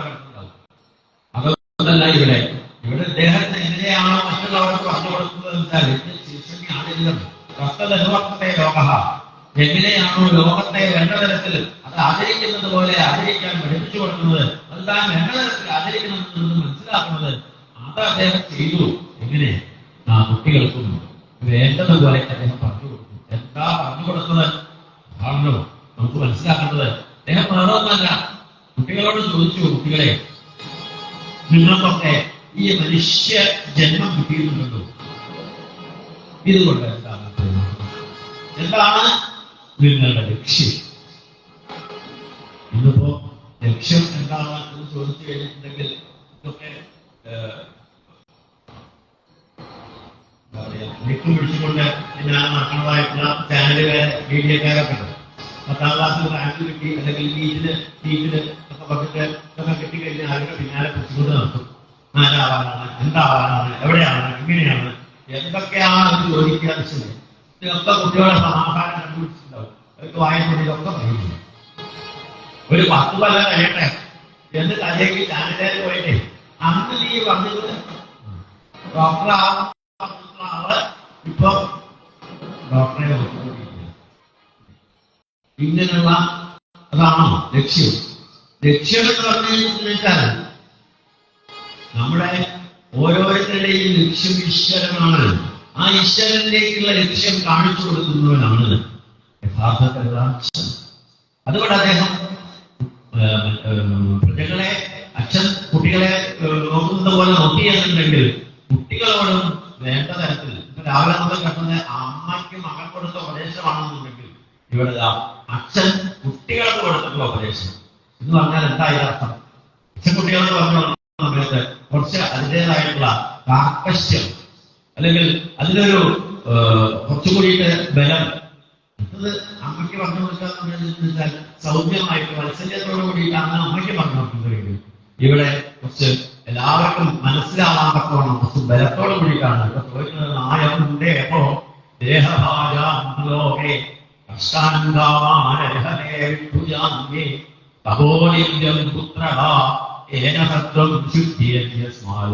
ബ്രഹ്മസൗഖ്യം അനന്തം. എന്തിനു വേണ്ടിയാണ്, എന്താണ് നമ്മുടെ ഈ ജീവിതം കൊണ്ടല്ലേ ലക്ഷ്യം? അതൊന്ന് നിങ്ങൾക്ക് പറയാൻ സാധിക്കൂ? അവര് ലക്ഷ്യം നോക്കിയിരുന്നു. ഞങ്ങൾക്ക് നമ്മളോ മനസ്സിലായില്ലേ? ഞാൻ പറഞ്ഞുതരാം. ബ്രഹ്മസൗഖ്യം അനന്തമായിട്ടുള്ള ബ്രഹ്മസൗഖ്യത്തെ ഉണ്ടാകുക എന്നുള്ളതാണ് ഓരോ ജീവന്റെയും ലക്ഷ്യം. മനുഷ്യജന്മം കിട്ടിക്കഴിഞ്ഞാൽ മാത്രമേ അത് സാധിക്കുള്ളൂ. അതുകൊണ്ട് നായം ദേഹോ, ഈ ശരീരം ഞാനാണ് എന്നതായ അജ്ഞാനം നമ്മുടെ ഒഴിവാക്കും. അല്ലെങ്കിൽ ഞാനാണത് ചെയ്യുന്നത് എന്നുണ്ടെങ്കിൽ ദേഹഭാജാലോകേ കഷ്ടപ്പെട്ടുകൊണ്ട് അവനവന്റേതായിട്ടുള്ള ആഗ്രഹങ്ങളെ നേടാൻ വേണ്ടി മാത്രം ഈ ശരീരം ഉപയോഗിക്കുക എന്ന് വന്നു കഴിഞ്ഞിട്ടുണ്ടെങ്കിൽ, ഈ ശരീരം കൊണ്ട് കഷ്ടപ്പെട്ട് എന്തൊക്കെയാ സമ്പാദിക്കണമെന്ന് വെച്ച് കഴിഞ്ഞിട്ടുണ്ടെങ്കിൽ, എന്തിനു വേണ്ടിയിട്ടാണ് സമ്പാദിക്കണമെന്ന് വെച്ച് കഴിഞ്ഞിട്ടുണ്ടെങ്കിൽ ഇതൊക്കെ ആവശ്യം ഉണ്ടാവുമല്ലോ. ഈ ആവശ്യങ്ങൾ എന്തൊക്കെ ആവശ്യങ്ങൾ എന്താണ്? ഒരു ജീവനായിട്ട് മണ്ണിൽ പറഞ്ഞു കഴിഞ്ഞിട്ടുണ്ടെങ്കിൽ ഈ ജീവിക്കുന്ന വസ്തുക്കൾക്കൊക്കെ അല്ലെങ്കിൽ ജീവിക്കുന്ന ജന്തുക്കൾക്കൊക്കെ 4 ആവശ്യങ്ങളേ ഉള്ളൂ. എന്താ 4 ആവശ്യം? പ്രധാനമായിട്ടുള്ള ഒരാവശ്യം എന്താണ്? ഭക്ഷണം കഴിക്കാല്ലേ? അത് വേണം. ഭക്ഷണം കഴിച്ചാൽ മാത്രം പോരാ. സമയാസമയങ്ങളിൽ ഭക്ഷണം എല്ലാവരും കിട്ടിയിട്ടില്ലെങ്കിൽ വിരോധം ചെയ്യാം. സമയമാകുന്ന സമയത്ത് അതിന് പുറത്തേക്ക് കളയാം. ആഹാരം, നീഹാരം. പിന്നെ 3ാമത്തെ ആവശ്യമാണ് ഉറക്കം. അത് കൂടാതെ കഴിയില്ലേ? പ്രിയപ്പെട്ട കഥ ഉറക്കം ചെയ്യാനൊന്നുമില്ലേ? ഉറക്കം വേണം. ഈ ഉറക്കം വരാത്ത സമയമാണല്ലോ. ആ സമയത്താണല്ലേ ഈ പ്രിയ സന്താനോത്പാദനം തുടങ്ങിയിട്ടുള്ളതായിട്ടുള്ള ഈ 4 കാര്യമാണ് ഒരു ജന്തുവിന് അല്ലെങ്കിൽ ഒരു ജീവനായിട്ട്, ഈ മനുഷ്യനാണെന്നുണ്ടെങ്കിലും അല്ലെങ്കിൽ വേറൊരു ജീവിയാണെന്നുണ്ടെങ്കിലും അവർക്കൊക്കെ ഈ 4 ആവശ്യങ്ങൾ മാത്രമേ ഉള്ളൂ. ഈ മറ്റേ ആവശ്യം ഉണ്ടോ നമുക്ക് ഇവിടെ ആലോചിക്കണ്ട, വീട്ടിൽ പോയി ആലോചിച്ചാൽ. കാരണം ഇപ്പൊ ഇവിടെ ആലോചിച്ച് കഴിഞ്ഞാൽ ബാക്കി പലർക്കും കേൾക്കാൻ പറ്റില്ല. അതുകൊണ്ടാണ്. അപ്പൊ അതുകൊണ്ട് ഈ 4 ആവശ്യങ്ങൾക്ക് വേണ്ടിയിട്ട് കഷ്ടപ്പെട്ട് ഉണ്ടാക്കുന്നതൊക്കെ ഈ 4 ആവശ്യത്തിന് വേണ്ടിയിട്ടാണ്. എന്തിന്? ഭക്ഷണം കഴിക്കാൻ. ഒന്ന് ഭക്ഷണം കഴിക്കാൻ. എന്താ ഭക്ഷണം കഴിക്കാൻ? ആലോചിക്കണം. ഓരോരോ വീട്ടിലുണ്ടാവും എത്ര കുറവുള്ള ബക്കറ്റ്. ആ ബക്കറ്റിന്റെ ഉള്ളിൽ നിറച്ച് 49 കുട്ടി കിട്ടിയതാണ്. കേന്ദ്രത്തിൽ കൊടുത്തതേ ഒരു 10 പാക്കറ്റ് ഇട്ടോട്ടെ. കിട്ടിയില്ലെങ്കിലും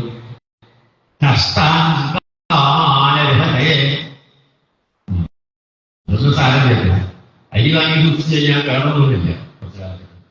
പിന്നെ അല്ലാതെ പറഞ്ഞാലോ പറക്കണമായിട്ട് നമ്മുടെ മുന്നിട്ട് ഒന്നിച്ച് ചാടും. സാധനങ്ങളൊക്കെ പാടുന്നിട്ട് എങ്ങനെയൊക്കെ പാടുന്നിട്ട്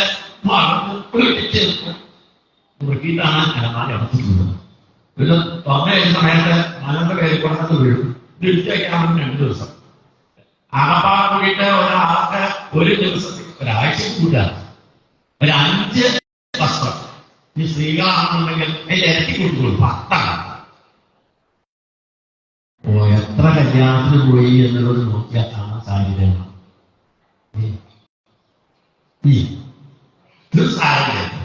കാരണം തുണിയല്ലേ കേടുവന്ന പൂവ് അല്ലെങ്കിൽ വല്ലവർക്ക് കൊടുത്ത് എന്തെങ്കിലും അതിന്റെ ഉള്ളിൽ വേറെ കവറയാണ്. ഈ സാധനത്തിന്റെ ഉള്ളില് ചെറുതായിട്ടൊരു സ്റ്റെപ്പ് ഉണ്ട്. ഇതാണ് ബാങ്കിന്റെ ലോക്കറിന്റെ ഒരു താക്കോല് സ്റ്റെപ്പ്.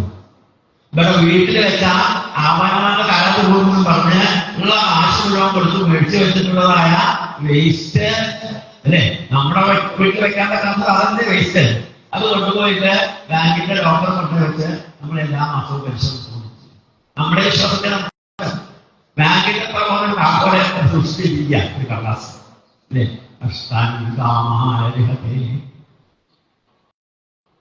വീടിന്റെ 1500 സ്ക്വയർ ഫീറ്റ്. കൺട്രി ഒരു 4000 സ്ക്വയർ ഫീറ്റ് വീട്. ആകെ പാർട്ടിട്ട് വയസ്സായിട്ട് 2 അങ്ങോട്ടും നോക്കിയിരിക്കും. 60 വയസ്സ് കഴിഞ്ഞിട്ടുണ്ടെങ്കിൽ കൂടുതൽ ജീവനാണ്. അങ്ങോട്ടൊന്നും നോക്കിയില്ല. ഞങ്ങൾ അത് മാത്രമേ ഉള്ളൂ. അങ്ങനെയുള്ള 2 ആൾക്ക് ആകെപ്പാട് കൂടിയിട്ട് കഴിഞ്ഞു കൂടാൻ വേണ്ടത് എത്ര സ്ഥലമാണെന്നറിയോ? ഞാനൊക്കെ കണക്കാക്കിയിട്ട് എന്റെ കൂടെ പറയുന്നത് ഞാൻ ഉണ്ടാക്കിയിട്ടുള്ളൂ. കാരണം ഞാൻ ഒരു 50 കൊല്ലത്തിൽ കൂടുതൽ ഒരു വീട്ടിൽ നിൽക്കണമെന്ന് വിചാരിച്ച പണിയിൽ പോയി. കാരണം നമ്മുടെ വീടുണ്ടാക്കിയത് നമ്മുടെ കുട്ടികൾക്ക് വേണ്ട. നമ്മുടെ അച്ഛൻ വീടുണ്ടാക്കിയിട്ടുള്ളത് നമ്മുടെ ഇപ്പം ഇല്ലല്ലോ. പിന്നെ പൈതൃകങ്ങളൊക്കെ പറഞ്ഞിട്ട് 4 കെട്ടൊക്കെ ആണെന്നുണ്ടെങ്കിൽ ആരെങ്കിലുമൊക്കെ സൂക്ഷിച്ചു വെക്കാൻ വേണ്ടിയിട്ടൊക്കെ ചെയ്യാന്നുള്ളതല്ലാതെ ഇപ്പൊ ഉണ്ടാക്കിയിട്ടുള്ളത് പൊളിച്ച് കളയുന്നുണ്ടെങ്കിൽ വേണം വീടുണ്ടാക്കിയതിനെക്കാട്ടും കൂടുതൽ അല്ലേ. ഇതൊക്കെ നമ്മൾ കഷ്ടപ്പെട്ടിട്ട് ഉണ്ടാക്കാതെ എന്തിന് ജോലിക്ക് കയറി കഴിഞ്ഞിട്ടുണ്ടെങ്കിൽ ആദ്യമായിട്ട് ഹൗസ് ലോൺ കിട്ടുമെന്ന് പറഞ്ഞു അവരുടെ കയ്യിൽ ഉണ്ടാക്കണം. ജീവിതകാലം മുഴുവൻ തിരിച്ചറിയാവുന്നതായിട്ട് 15 കൊല്ലത്തേക്കോ 20 കൊല്ലത്തേക്കോ ഉള്ളതായിട്ട് ലോൺ വാങ്ങിയിട്ടാണ് വീടുണ്ടാക്കുന്നത്. ഈ വീട്ടിൽ എത്ര സ്ഥലം വേണം? ആകപ്പാടെ കൂടിയിട്ട് ഡ്രോയിങ് റൂമിലേക്ക് കയറി കഴിഞ്ഞിട്ടുണ്ടെങ്കിൽ ഒരു സോഫാക്കം ബെഡ് വെക്കാനും പിന്നെ ആ മുന്നിലുള്ള TV അല്ലെങ്കിൽ ആണ് ഇഷ്ടമായിട്ടുള്ള സ്ഥലം. പിന്നെ രണ്ടാമത് ഭക്ഷണം ഉണ്ടാക്കണമെന്നുള്ള ആ ഒരു ഏരിയ അത്ര ആ സ്ലാബിന്റെ 4 പുറം. മൂന്നാമത്തെ സ്ഥലം എവിടെയാണെന്ന് ചോദിച്ചു കഴിഞ്ഞിട്ടുണ്ടെങ്കിൽ കിടക്കണം അല്ലേ? ആണോ? 4 കാര്യങ്ങളാണല്ലോ വേണ്ടത്. കിടക്കണോട്ട് ഒരു കട്ടില് കാണുന്ന സ്ഥലമാണ് 6 അടിയോ അല്ലെങ്കിൽ 6 അടിയോ അല്ല ഒരു സ്ഥലം കൂടിയാണ്. അതിനാണ് ഏറ്റവും കൂടുതൽ ആശയമാകുന്നത് അല്ലെ. യൂറോപ്യൻ വേണോ അല്ലെങ്കിൽ മറ്റേ സെമി യൂറോപ്യൻ വേണോ? അതിലുള്ള അതിന്റെ ഡോർ മൃതവാദത്തിൽ മോശമായി കൊടുക്കുന്നു. ഇതിന്റെ ഡോറിന് ചിത്രപ്പണി ഗ്ലാസ് എന്തെല്ലാം നിങ്ങൾക്ക് വേണ്ടേ? ഉണ്ട്.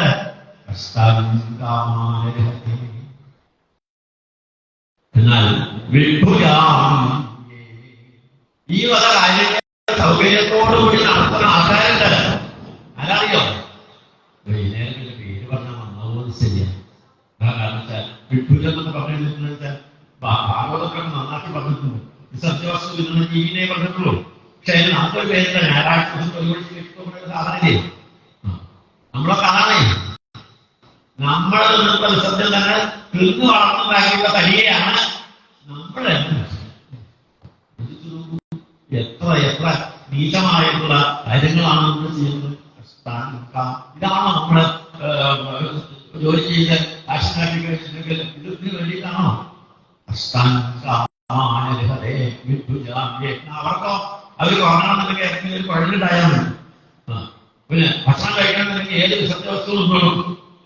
കുട്ടികളാണെന്നുണ്ടെങ്കിൽ നമുക്ക് 2 കുട്ടികളുണ്ടായാൽ 2 3 ഫോട്ടോ എടുത്തു, 4 ലെറ്റർ കൊടുത്തു, ഒന്നിച്ചിട്ടായാലും ഇത് 20 കുട്ടികളുണ്ടാവാം. കൃഷി പന്നി കൃഷിനാവാം ഒരു കൂടിയാണ്. പിന്നെ അവരെ പോലെ ജീവിക്കണതാണോ നല്ലത്? അതോ ഇതിൽ നിന്നും ഒന്ന് മാറി ചിന്തിച്ച് നമ്മൾ ചെയ്യുന്ന പ്രവൃത്തി എന്താണോ അതിനെ ഏകാഗ്രമാക്കി അത് ഈശ്വരനിലേക്ക് കൊണ്ടുവരുന്ന സമയത്ത് കിട്ടുന്നതാണ് തപോദിവ്യം സത്വം. ആ സാത്വികമായിട്ടുള്ള ഭാവം അതാണ് നമ്മുടെ മനസ്സിനെ ശുദ്ധമാക്കുന്നത്. ശുദ്ധിയെ ആ മനസ്സ് ശുദ്ധമാകുന്ന സമയത്ത് നമുക്ക് കിട്ടുന്നതാണ് ബ്രഹ്മസൗഖ്യം. അനന്തം അനന്തമായിട്ടുള്ള ആ ബ്രഹ്മസൗഖ്യം. ബ്രഹ്മസൗഖ്യമുള്ള വാക്കൊക്കെ കേട്ട് പേടിക്കുന്നുമല്ല. ആരോഗ്യ സൗഖ്യം എന്നുള്ളൊരു വാക്കുകൊണ്ട് പട്ടേൽപ്പാട് നമ്മളതിനെ പരിചയപ്പെടുത്തിയിട്ടുണ്ട്. അത് തന്നെയാണ് ബ്രഹ്മസൗഖ്യം. ഈ ജീവിച്ചിരിക്കുന്ന സമയത്ത് നമുക്ക് ആയുസ് വേണം, ആരോഗ്യം വേണം, സുഖമായി ജീവിക്കാറാവണം. ആരോഗ്യ സൗഖ്യം ഇതിലുള്ള ഒരാളെ സംബന്ധിച്ചിടത്തോളം ഉണ്ടാവുക എന്നതാണ് ഓരോ ജീവന്റെയും ലക്ഷ്യം. അതിനു വേണ്ടിയിട്ടാണ് പ്രയത്നിക്കുന്നത്. കാരണം ഈ ശരീരം കൊണ്ട് മാത്രമേ ഭഗവാനിലേക്ക് എത്താൻ സാധിക്കുള്ളൂ. അതുകൊണ്ട്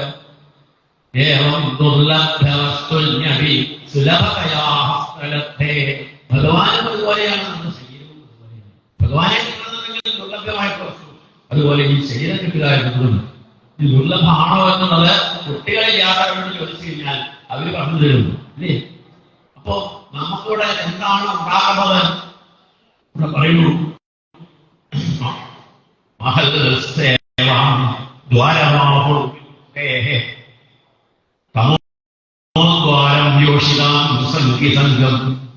ഇത് ചെയ്യാനുള്ള ഒരു പ്രവൃത്തി മാത്രമേ ഉള്ളൂ.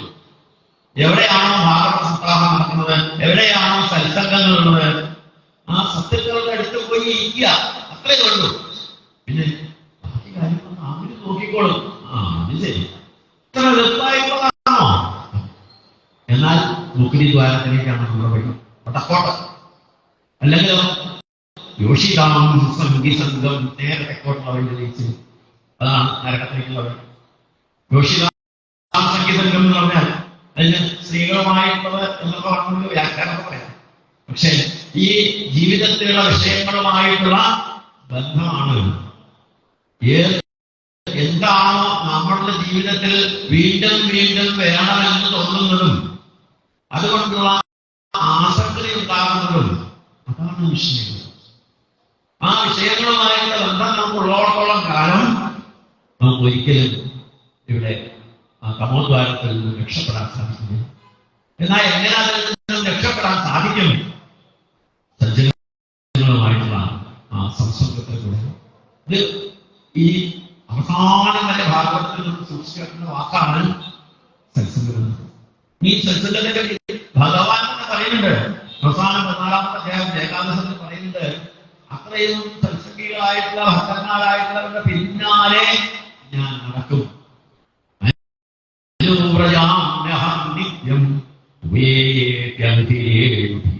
അവരുടെ പിന്നാലെ നടന്നതെന്നാൽ അവരുടെ വാദഭൂമിയാണ് ഭഗവാനെ ശുദ്ധമാക്കുന്നത് എന്ന് പറഞ്ഞാൽ ഭഗവാനും ഭക്തനും ഭഗവതവും വേറെയല്ല എന്നുള്ളത് നമുക്ക് കാണിച്ചു തരുന്നു. എങ്ങനെയാണ് നമുക്ക് ഈ സംഘം ഉണ്ടാവുന്നത്? സംഘം ഉണ്ടാവണം എങ്ങനെയെന്ന് ചോദിച്ചാൽ നമ്മൾ സാധാരണ പറഞ്ഞു കഴിഞ്ഞിട്ടുണ്ടെങ്കിൽ സത്യമായിട്ടുള്ള രീതിയിലാണ് നമ്മൾ ഓരോരോ കുട്ടികളും ഇവിടെ ഇരിക്കുന്നത്. പിന്നീട് അവരെ കുറേശ്ശെയായിട്ട് നമുക്ക് ജീവിക്കാനുള്ള പ്രേരണയിലൂടെ നമ്മൾ രാജസമായിട്ടുള്ള ഭാവം കുറേശ്ശെ പറഞ്ഞു കൊടുക്കണം. ആ രാജസമായിട്ടുള്ള ഭാവം പറഞ്ഞു കൊടുക്കുന്ന സമയത്ത് അവരുടെ മനസ്സിലാവും. കുറച്ച് കഴിഞ്ഞിട്ടുണ്ടെങ്കിൽ ആ രാജസമായിട്ടുള്ള ഭാവത്തിൽ നിന്ന് നമ്മൾ തന്നെ കുറേശ്ശെ താമസമായിട്ടുള്ള ഭാവം കൂടിയിട്ട് അവർക്ക് പകർത്തി കൊടുക്കും. എന്താണ് കുട്ടികളൊക്കെ ഇപ്പോ സ്കൂളിലേക്ക് പോയി പേന കൊണ്ടുപോയി കഴിഞ്ഞ് തിരിച്ചു കൊണ്ടുവന്നില്ല, റബ്ബർ കൊണ്ടുപോയി തിരിച്ചു കൊണ്ടുവന്നില്ല, പാവ വാങ്ങിയത് വേറെ കുട്ടികൾക്ക് കൊടുത്തു. നമുക്ക് കുട്ടികളുടെ സ്വഭാവമല്ലേ. അപ്പൊ അമ്മ വിളിച്ചു പറയുകയായി, അതെ ഇനി എങ്ങാനും പെൻസിൽ കൊണ്ടായിട്ട് തിരിച്ചു കൊണ്ടുവന്നിട്ടില്ലെങ്കിൽ കിട്ടി ഒരു ഇഞ്ചക്ഷൻ. അടുത്തതെന്താ, ഇതുണ്ടെങ്കിൽ വേണ്ടി മാത്രം കഴിച്ചപ്പോ അരക്കൊണ്ട് ചെയ്തിട്ടോ. അതുകൊണ്ടല്ല 5 വയസ്സായി കഴിഞ്ഞിട്ടുണ്ടെങ്കിൽ അതുകൊണ്ട് നിലനിർത്തും. ഉണ്ണിക്ക് മാത്രമുള്ളതാണ് അരക്കൊണ്ട് കൊടുക്കുന്നത്. അപ്പൊ നമ്മളിലുള്ളതായ സാത്വിക ഭാവം അത് നിലനിർത്തിക്കൊണ്ട് പോവാൻ, അല്ലെങ്കിൽ രാജസ്വഭാവം ചെയ്യാൻ പറ്റില്ല. കാരണം ജീവിക്കണമെന്നുണ്ടെങ്കിൽ രാജസ്വഭാവം വേണം. ഇല്ലെങ്കിൽ നമുക്ക് അറിയാം മണ്ണുണ്ണി അത് പറ്റും പറ്റില്ല. അപ്പൊ രണ്ടും വേണം. ഈ രാജസ്വഭാവം ഇല്ലാതെ നമുക്ക് ജീവിക്കാൻ സാധിക്കില്ല. അപ്പൊ ജീവിക്കാൻ വേണ്ടിയിട്ടുള്ള രാജസ്വഭാവം വേണം. അതേ സമയത്ത് സാത്വിക ഭാവത്തിലേക്ക് എപ്പോഴും നമ്മളുടെ ഒരു കണ്ണ് ആ സാത്വിക ഭാവത്തിലേക്കാണ്. അല്ലെങ്കിൽ ഹൃദയഗ്രന്ഥിമാവും. നമ്മുടെ അച്ഛൻ ഒരു കെട്ട്, അമ്മ ഒരു കെട്ട്, പിന്നെ അമ്മാൻ ഒരു കെട്ട്, ഭാര്യ വേറെ കെട്ട്, കുട്ടികൾ വേറെ കെട്ട്. എവിടെ കെട്ടറിയോ? ഹൃദയഗ്രന്ഥിമാവും. പണ്ടൊക്കെ ഈ ചാക്കുനൂല് കൊണ്ട് കെട്ടിയിട്ടാണ് സാധനങ്ങളൊക്കെ പൊഞ്ഞുകൊണ്ടത്. ഇതൊക്കെ കൊണ്ടുവന്ന് കഴിഞ്ഞിട്ടുണ്ടെങ്കിൽ അമ്മമാരെന്ത് ചോദിച്ചാൽ ഈ സാധനമൊക്കെ ഇങ്ങനെ സൂക്ഷിച്ചു വെക്കുക. എപ്പോഴെങ്കിലും തരത്തിന് ആവശ്യം വന്നാലോ സൂക്ഷിച്ചു. കുറെ കാര്യങ്ങളൊക്കെ പണ്ട് മാറിയായിരുന്നു. ഓരോരുത്തരുടെയും പേരിൽ നമ്മൾ കെട്ടി വെച്ചിട്ടുള്ളതായിട്ട് ഈ ഹൃദയത്തില് ഇപ്പൊ സാരിയ അത് ഇതാണ്. ഇത് ഒന്ന് പുറത്തേക്ക് ആ ചിത്തം ഭഗവാനിലേക്ക് ഒന്ന് തുറന്നു കിട്ടാൻ വേണ്ടിയിട്ട് ശ്രമിച്ചുകൊണ്ടിരിക്കുകയാണ്. പക്ഷെ നമ്മള് അതിലേക്ക് കൂടുതൽ ബന്ധനത്തിലേക്ക് കൊണ്ടുപോകുന്ന സമയത്ത് അവിടെ അദ്ദേഹം പറയുന്നത് ഈ ബന്ധനത്തിൽ നിന്നുള്ള ഒരു മുക്തി എന്താണ്? ഒരു ഗുരുനാഥനെ സേവിക്കുക. ആ ഗുരുനാഥനിലൂടെ നമുക്ക് പറഞ്ഞു തരേണ്ട വിദ്യ എന്താണെന്ന് മനസ്സിലാക്കുക. എന്താ പറഞ്ഞു തരേണ്ടതായിട്ടുള്ള വിദ്യ? ഒരിക്കലും ഈ ഒരു ജന്മം ഉണ്ടാവാതിരിക്കാനുള്ള മാർഗമാണ് ഗുരുനാഥൻ പറഞ്ഞത്. ഇത് ഒരേ ഒരു ഗുരുനാഥൻ മാത്രമേ ഭഗവാനെടുത്ത് നേരിട്ട് ചോദിച്ചിട്ടുള്ളൂ. അതാരറിയോ? സാക്ഷാൽ ഭക്തശിരോമണി വാഴമുള്ള വാസുദേവൻ. അദ്ദേഹം ഒരു ചോദിച്ചിട്ടുണ്ട്, ഇനി പ്രപഞ്ചത്തിൽ ഒരിക്കലും ഞാൻ ജനിച്ചിടാൻ ഗുരുവായൂരപ്പ കഴിഞ്ഞിടേണം ഗതി നീ ഒഴിഞ്ഞിട്ടിരിക്കുവാൻ പരതിലൊരുത്തൻ. നമുക്ക് ഈ ജനിമതികാവുന്ന ഈ ജീവിതത്തിൽ നിന്നും നീ ഒരിക്കലും ജനിക്കാതിരിക്കാൻ എന്താണോ വേണ്ടത് അത് പറഞ്ഞു കൊടുക്കുന്നതാണ് ഗുരുനാഥൻ. അത് പറഞ്ഞു കൊടുക്കാത്ത ഗുരുനാഥനല്ല, അച്ഛനല്ല, അമ്മയല്ല, ബന്ധുക്കളല്ല. അമ്മ പാല് കൊടുക്കുന്ന സമയത്ത് ആ കുട്ടിക്ക് അമ്മിഞ്ഞ കൊടുക്കുന്ന സമയത്ത് അതിന്റെ കൂടെ നാരായണ എന്ന് പറയാൻ പഠിപ്പിക്കുക. ആദ്യം ആ എന്നുള്ള അക്ഷരമാണ് പറഞ്ഞതെങ്കിൽ അമ്മ എന്നുള്ളത് പറയാനാണ് പഠിപ്പിക്കുന്നതെന്നുണ്ടെങ്കിൽ ആ അമ്മയുടെ കൂടെ അമ്മി നാരായണ എന്നുള്ളത് പറയാൻ പഠിപ്പിക്കാത്തതായിട്ടുള്ള ആ അമ്മ ഒരിക്കലും അമ്മയാകുന്നില്ല. അച്ഛൻ ഈ അമ്മ പറഞ്ഞു കൊടുക്കുന്നില്ലെങ്കിൽ അച്ഛൻ പറഞ്ഞു കൊടുക്കണം. അങ്ങനെ ഓരോരുത്തരും പറഞ്ഞു കൊടുക്കാത്തതായിട്ടുള്ള ആൾക്കാരെ സംബന്ധിച്ചിടത്തോളം അവരെക്കൊണ്ടും ആ പദവിക്കുള്ള യോഗ്യതയില്ല എന്നൊന്നും കൂടി ഇവിടെ പറയുന്നു. അങ്ങനെ അദ്ദേഹം കുട്ടികൾക്ക് പറഞ്ഞു കൊടുക്കുന്ന മാർഗം വേണ്ട തരത്തിൽ അവർ സ്വീകരിച്ചു എന്നുള്ളത് കൊണ്ടാണ് ഭരതനെ രാജാവാക്കാൻ എല്ലാവരും സമ്മതിച്ചത് എന്നുള്ളത് നമുക്ക് കാണാം. മാത്രമല്ല ഇദ്ദേഹം ഈ പറഞ്ഞു കൊടുക്കുന്നത് പ്രകാരം തന്നെ അദ്ദേഹം ജീവിച്ചു. അവസാന കാലത്ത് ഭരതനെ രാജാവാക്കിയതിനു ശേഷം അദ്ദേഹത്തിന്റെ ജീവിതം ഒന്നുകൂടി അദ്ദേഹം ചിട്ടപ്പെടുത്തി. പിന്നെ രാജകരക്രിയ എന്നുള്ള രീതിയിലൊക്കെ അദ്ദേഹം അവധൂതനായിട്ട് കാട്ടിലെ കൂടെ സഞ്ചരിച്ചു. ആരും അടുത്തേക്ക് വരരുത് എന്ന് വിചാരിച്ചുകൊണ്ട് നല്ല വായനിട്ടുകൊണ്ടും അതുപോലെ തീയും ഒക്കെ നടന്നു കുറച്ചു കാലം. അവസാനം ഇദ്ദേഹത്തിന്റെ ഈ വ്രതചര്യകളിലൊക്കെ സന്തോഷിച്ചിട്ട് അഷ്ട ഐശ്വര്യങ്ങളൊക്കെ പാടാൻ വേണ്ടിയിട്ട് ഒരു ദിവസം ഇദ്ദേഹത്തിന്റെ മുമ്പിൽ വന്നു. ഒരു ദിവസം അദ്ദേഹം കണ്ടു വന്ന ഓർമ്മ ഒരു 5 പെൺകുട്ടിയോളം മുമ്പിൽ നിൽക്കുന്നുണ്ട്. ആരാണ്? ഞാൻ മഹിമ. നീ മഹിമ എന്തിനാണ് ഞങ്ങൾ അങ്ങനെ സേവിക്കാവുന്നതാണ്. എനിക്ക് നിങ്ങളുടെ സേവനം ആവശ്യമില്ല. അപ്പോൾ അവർക്ക് വിഷമായി. ഞങ്ങളെ കിട്ടാൻ വേണ്ടിയിട്ട് ഓരോരുത്തർ തപസ് ചെയ്യാണ്. ഞങ്ങളെ വേണ്ടാന്ന് പറഞ്ഞേക്ക് അവർക്ക് ദേഷ്യമാണ്. അതിൽ ഒരുത്തി പറഞ്ഞു എന്നാ അയാൾ അങ്ങനെ ഒറ്റയ്ക്ക് സുഖിക്കണ്ടെന്ന് പറഞ്ഞുകൊണ്ട് അദ്ദേഹത്തിന്റെ പുറത്തേക്ക് പോകുന്നതായിട്ടുള്ള വിസർജനങ്ങളൊന്നും പോലും സുരഭിച്ചകാര ഗന്ധമുള്ളതാക്കി കൊടുക്കുന്നു. എന്തായി സ്വാതന്ത്ര്യം പോയി. ആലോചിച്ച് നോക്കൂ, ചിലരൊക്കെ ബസ് കയറി കഴിഞ്ഞിട്ടുണ്ടെങ്കിൽ ആ പിൻഭാഗത്തെ സീറ്റിൽ കൂടെ കയറി കഴിഞ്ഞിട്ടുണ്ടെങ്കിൽ നമുക്ക് മനസ്സിലാവും മൂക്കുന്ന ആൾക്കാരെ. ഇത് ഈ മൂക്കുന്ന ആൾക്കാരെ വേറെയില്ലേ, ഇത് എത്ര ദശയോജനം 10 യോജനം ദൂരം അദ്ദേഹത്തിന് ഇറങ്ങി നടക്കാൻ പറ്റില്ല. ഇദ്ദേഹം എവിടെയാണെന്നത് കണ്ടുപിടിക്കാൻ ആൾക്കാർ പറയുന്നു. അതുകൊണ്ട് ജീവിതത്തിലുള്ള ആ സ്വകാര്യത നഷ്ടപ്പെട്ടു. എങ്കിലും അദ്ദേഹം ആ ജീവിതം തുടർന്ന് കുറച്ചു കാലം അദ്ദേഹം ജീവിച്ചു വരുന്നു. അപ്പോഴാണത്രേ ഒരു കാട്ടുതീയെ വന്നിട്ട് ജന്തുക്കളൊക്കെ എത്തുപോകുന്നത് കണ്ടപ്പോൾ അദ്ദേഹം ആ കാട്ടുതീയിലേക്ക് എടുത്ത് ഇറങ്ങി നടന്നു. അപ്പോഴാണ് അദ്ദേഹത്തിന്റെ പിന്നിൽ ഞങ്ങളുടെ ശബദവാർത്തയ എന്ന് പറഞ്ഞുകൊണ്ട് കുറെ ആൾക്കാരുണ്ടായിരുന്നു. ഫാൻസ് ഉണ്ടാവുമല്ലോ. അവസാനം അദ്ദേഹം കാട്ടിലേക്ക് സ്വീകരിക്കാൻ ഇറങ്ങി നടന്ന സമയത്തെ ഇതൊന്നും ഞങ്ങളെ കൊണ്ട് പറ്റിയേക്കും അവരൊക്കെ തിരിച്ചുപോയി. യോഗപ്രശ്നന്മാരാ അവര് വെന്തുപോകുന്നതായ അല്ലെങ്കിൽ നശിച്ചു പോകുന്നതായിട്ടുള്ള ജീവികൾ കൂടി അദ്ദേഹം തന്റെ ശരീരത്തെ കൂടി അത് ദഹിപ്പിച്ച് എന്നതാഹ അവർക്ക് കൂടി മോക്ഷം കൊടുത്തു എന്ന് പരീക്ഷിത് മഹാരാജാവിന്റെ ശിശുവിനെ കുറിച്ച് പറയുമ്പോ പരീക്ഷിത് മഹാരാജാവ് ചോദിക്കുന്നു, അല്ല ഈ കാണുന്നവർക്കൊക്കെ മോക്ഷം കൊടുക്കുക ഭഗവാന് പണി അല്ലേ? ഭഗവാൻ അത് തന്നെയാണ്. കാരണം എന്താ ഭക്തിന്ദാതി ഭക്തിയോഗം ഭഗവാന് മുക്തി കൊടുക്കുക എന്ന് പറഞ്ഞു കഴിഞ്ഞാൽ ഒരു ബുദ്ധിമുട്ടില്ല. എപ്പോ കാണുന്നത് 4 വർണ്ണങ്ങളിൽ ചോദിച്ചാലും ഭഗവാൻ കൃഷ്ണാവതാരകാലത്ത് എത്ര എത്ര എത്ര ആൾക്കാരാണ് ഭഗവാനിൽ നിന്ന് മുക്തി കഴിക്കുന്നത്. പക്ഷേ ഭക്തിയാവും. നമ്മൾ നേരത്തെ ഇവിടെ പറഞ്ഞിട്ടുള്ളതായിട്ടുള്ള മഹാരാജാവിന്റെ ചരിത്രം കണ്ട സമയത്ത് അദ്ദേഹത്തിന്റെ അടുത്ത് അദ്ദേഹം പ്രാർത്ഥിച്ചു. എന്താ പ്രാർത്ഥിച്ചത്? കർണായകേശ്വരി വരാ ഭഗവാന്റെ കീർത്തനങ്ങൾ ഭഗവാന്റെ ഭക്തകൾ അത് കേൾക്കാൻ വേണ്ടിയിട്ട് 10,000 ചെവി വേണം എന്നുള്ള അദ്ദേഹം പറഞ്ഞു. അവസാനം ഇതൊന്നും അല്ല വേണ്ടതെന്നുള്ളത് അദ്ദേഹത്തിന് തന്നെ മനസ്സിലായി. കാരണം എന്താ ചോദിക്കുന്നത് എന്നുള്ളത് എനിക്കറിയില്ല. അതുകൊണ്ട് ബാലവികാരം പിതാശ്രയം ഒരു കുട്ടി അച്ഛൻ്റെ ചോദിക്കുകയാണ്, അച്ഛാ എനിക്കത് വേണം ഇത് വേണം എന്ന് പറഞ്ഞു കഴിഞ്ഞാൽ സാധാരണ പിതാവത്ത് അങ്ങി കൊടുക്കാറില്ല. എന്താ വെച്ചാൽ അവർക്ക് ഹിതമായിട്ടുള്ളതാണോ ഒന്നും അങ്ങനെ പ്രിയമായിട്ടുള്ളതൊന്നും എനിക്കറിയില്ല. പ്രിയം വേണം, പക്ഷെ അത് ഹിതവും കൂടി ആണെന്നുണ്ടെങ്കിൽ അതേ അച്ഛന്മാർ മേടിച്ചു കൊടുക്കാറുള്ളൂ. അതുപോലെ എനിക്ക് ഹിതമായിട്ടുള്ള എന്താണോ അത് സമാധി എന്നുള്ള ഭാവത്തോടു കൂടിയിട്ട് പറഞ്ഞപ്പോ അവരെ ഭക്തി കൊടുത്തു. ഇങ്ങനെ വിരലിൽ എണ്ണാവുന്നവർക്ക് പോലെയുള്ള വിരലിൽ എണ്ണാവുന്നവർക്ക് മാത്രമാണ് ഭഗവാൻ ഭക്തി കൊടുക്കുന്നത് എങ്കിൽ കുട്ടിന്തായി എപ്പോഴാണെന്നെങ്കിലും കുട്ടി കൊടുക്കണം എന്നുള്ളതായ അശ്വദേവന്റെ ചരിത്രം. പിന്നീടുകളെ ഭരതൻ, അദ്ദേഹത്തിന്റെ മുഖമാനായിട്ടുള്ള ഭരതൻ, അദ്ദേഹം രാജ്യഭരിക്കുന്ന സമയത്തും പിന്നെ പിതാമഹവത കുരുവത്സരതയാണെന്ന വാക്ക്. എങ്ങനെയാണോ അച്ഛൻ രാജ്യം ഭരിച്ചിരിക്കുന്നത് അതിനേക്കാൾ ഒരു പടി കൂടി ഉണ്ടാകും മുത്തശ്ശൻ രാജ്യം ഭരിക്കുന്നത്. മുത്തശ്ശൻ പറഞ്ഞാൽ കുട്ടികളൊക്കെ മുത്തശ്ശന്മാരെ വലിയ ഇഷ്ടമാണ്. മുട്ടായി കൊടുക്കാൻ മാത്രമല്ല അവിടെ കൊടുക്കും ഇല്ലേ. അച്ഛന്മാരാണെന്ന് ചിലപ്പറ്റിയില്ല, കാരണം അവർക്ക് വേറെ പണിയില്ല. കാരണം പോയി പഠിക്കുന്നുള്ളൂ, അല്ലെങ്കിൽ മുത്തശ്ശനോട് പോയി പറയുന്നത് അല്ലേ. പക്ഷെ മുത്തശ്ശന്മാരെ പറയോ? പറയില്ല.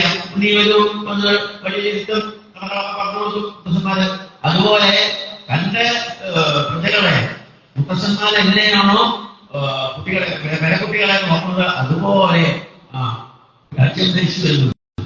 അദ്ദേഹത്തിന് കുറച്ച് വേഗത്തില്, കാരണം ഭഗവാനെ സേവിക്കുകയാണ് ഏറ്റവും പ്രാധാന്യം എന്നുള്ളത് മനസ്സിലാക്കിക്കൊണ്ട് അദ്ദേഹം കുറച്ച് നേരത്തെ മുമ്പത്തമായിട്ടുള്ള സ്മൃതിയെ രാജ്യഭാരം ഏൽപ്പിച്ച് അദ്ദേഹം സൂര്യനെ അർച്ചിക്കാൻ വേണ്ടിയിട്ട്, സൂര്യർച്ച യാഗം ചെയ്യാൻ വേണ്ടിയിട്ട് അദ്ദേഹം ഗായത്രി മന്ത്രം ചൊല്ലിക്കൊണ്ട് നാട്ടിൽ പോയി പ്രദർശിച്ചു.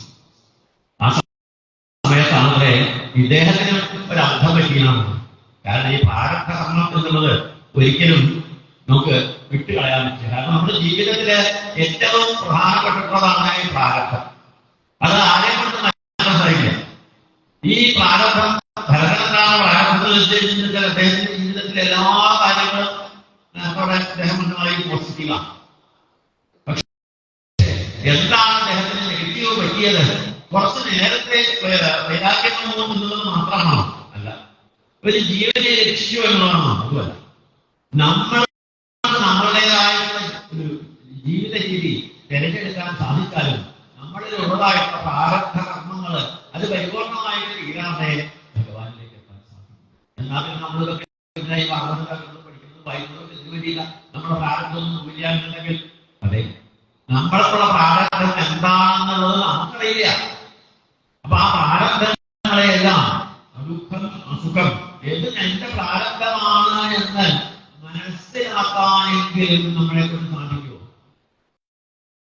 അവിടെയാണ് നമ്മൾക്ക് വരുന്ന പ്രാരബ്ധകർമ്മമാണ് ഇത് ഞാൻ അനുഭവിച്ചേ കിട്ടൂ. പണ്ട് രമണ മഹർഷി പരിചയപ്പെട്ട ആവശ്യം അദ്ദേഹത്തിന് ഒരു വലിയൊരു ഗുരുവോ ഗുണമോ ഉണ്ടായി. അത് ഡോക്ടർ ഓപ്പറേഷൻ ചെയ്യുന്നു.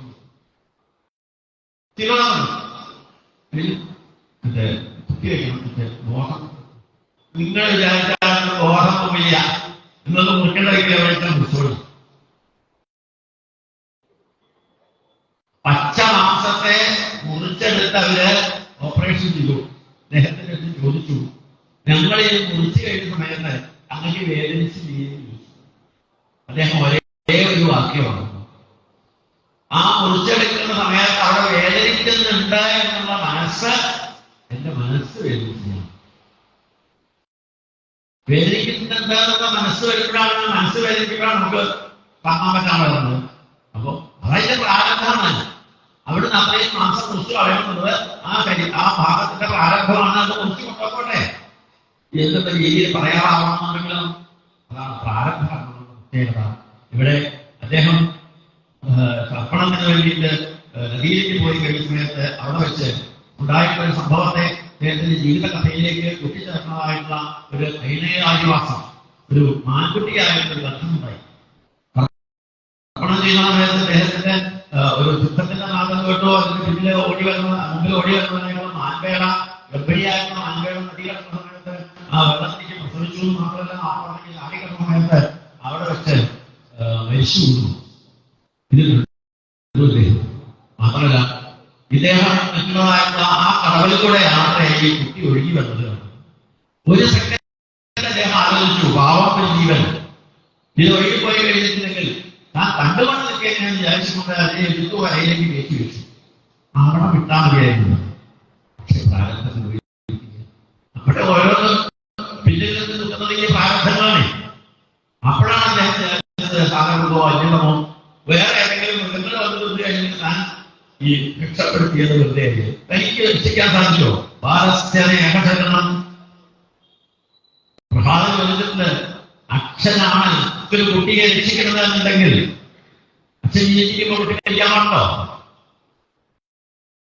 ഇവിടെ ഈ രക്ഷ അദ്ദേഹം വിചാരിച്ചില്ല. വേഗം അതിനെ എടുത്തുകൊണ്ട് ആശ്രമത്തിലേക്ക് പോയി. ആശ്രമത്തിൽ കൊടുത്തതിൽ ഇതിനെ വളർത്തുക എന്നതായി. അങ്ങനെ ആ വളർത്തുന്ന സമയത്ത് ഇദ്ദേഹത്തിന്റെ ഓരോരോ ഭഗവാൻ സേവകളും കാരണം രാവിലെ കഴിച്ചിട്ട് അതിന്റെ വാക്കുകൊണ്ട് ഏതാണ്ട് പ്രസവിച്ചിട്ടുണ്ടെങ്കിൽ അടുത്ത് പോയി കാത്തിടണം. ഈ മാൻകുട്ടിയെ ഫീഡ് ചെയ്യണം. അത് കഴിച്ചിട്ട് പുല്ല് ഇളമ്പെല്ലാം കൊടുക്കണം. കുറച്ച് കഴിച്ചിട്ടുണ്ടെങ്കിൽ ഈ മാൻകുട്ടി കഴിഞ്ഞിട്ടുണ്ടെങ്കിൽ ഇയാളെ ഇദ്ദേഹത്തെ പറഞ്ഞാൽ മുട്ടും കുരുക്കും അതൊക്കെ ചെയ്യുന്ന സമയത്ത് പരാതി കൊള്ളാം.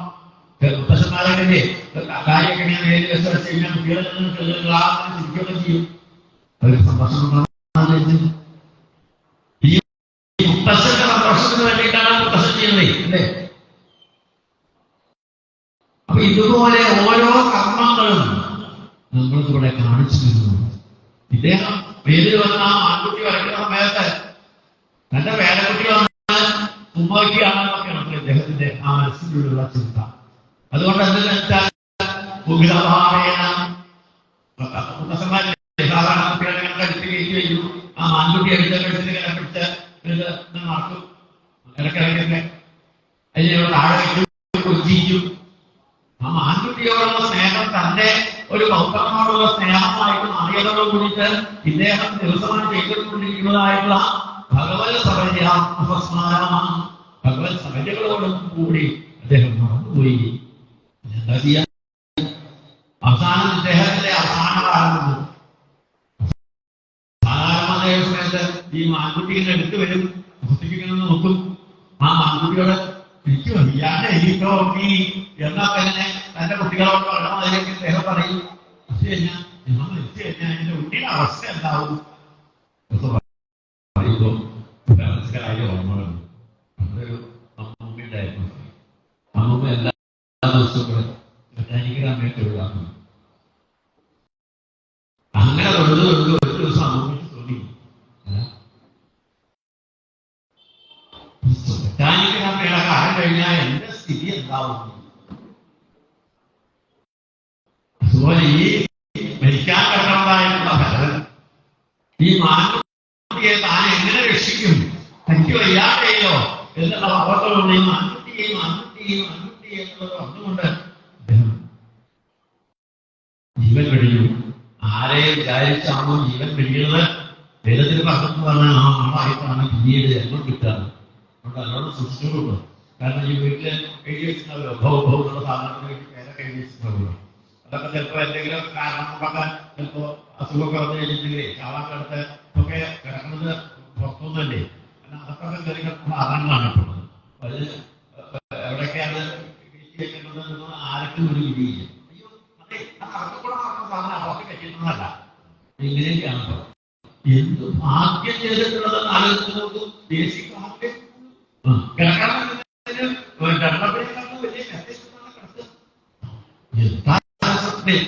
ഇതിനെ വിചാരിച്ചുകൊണ്ടാലും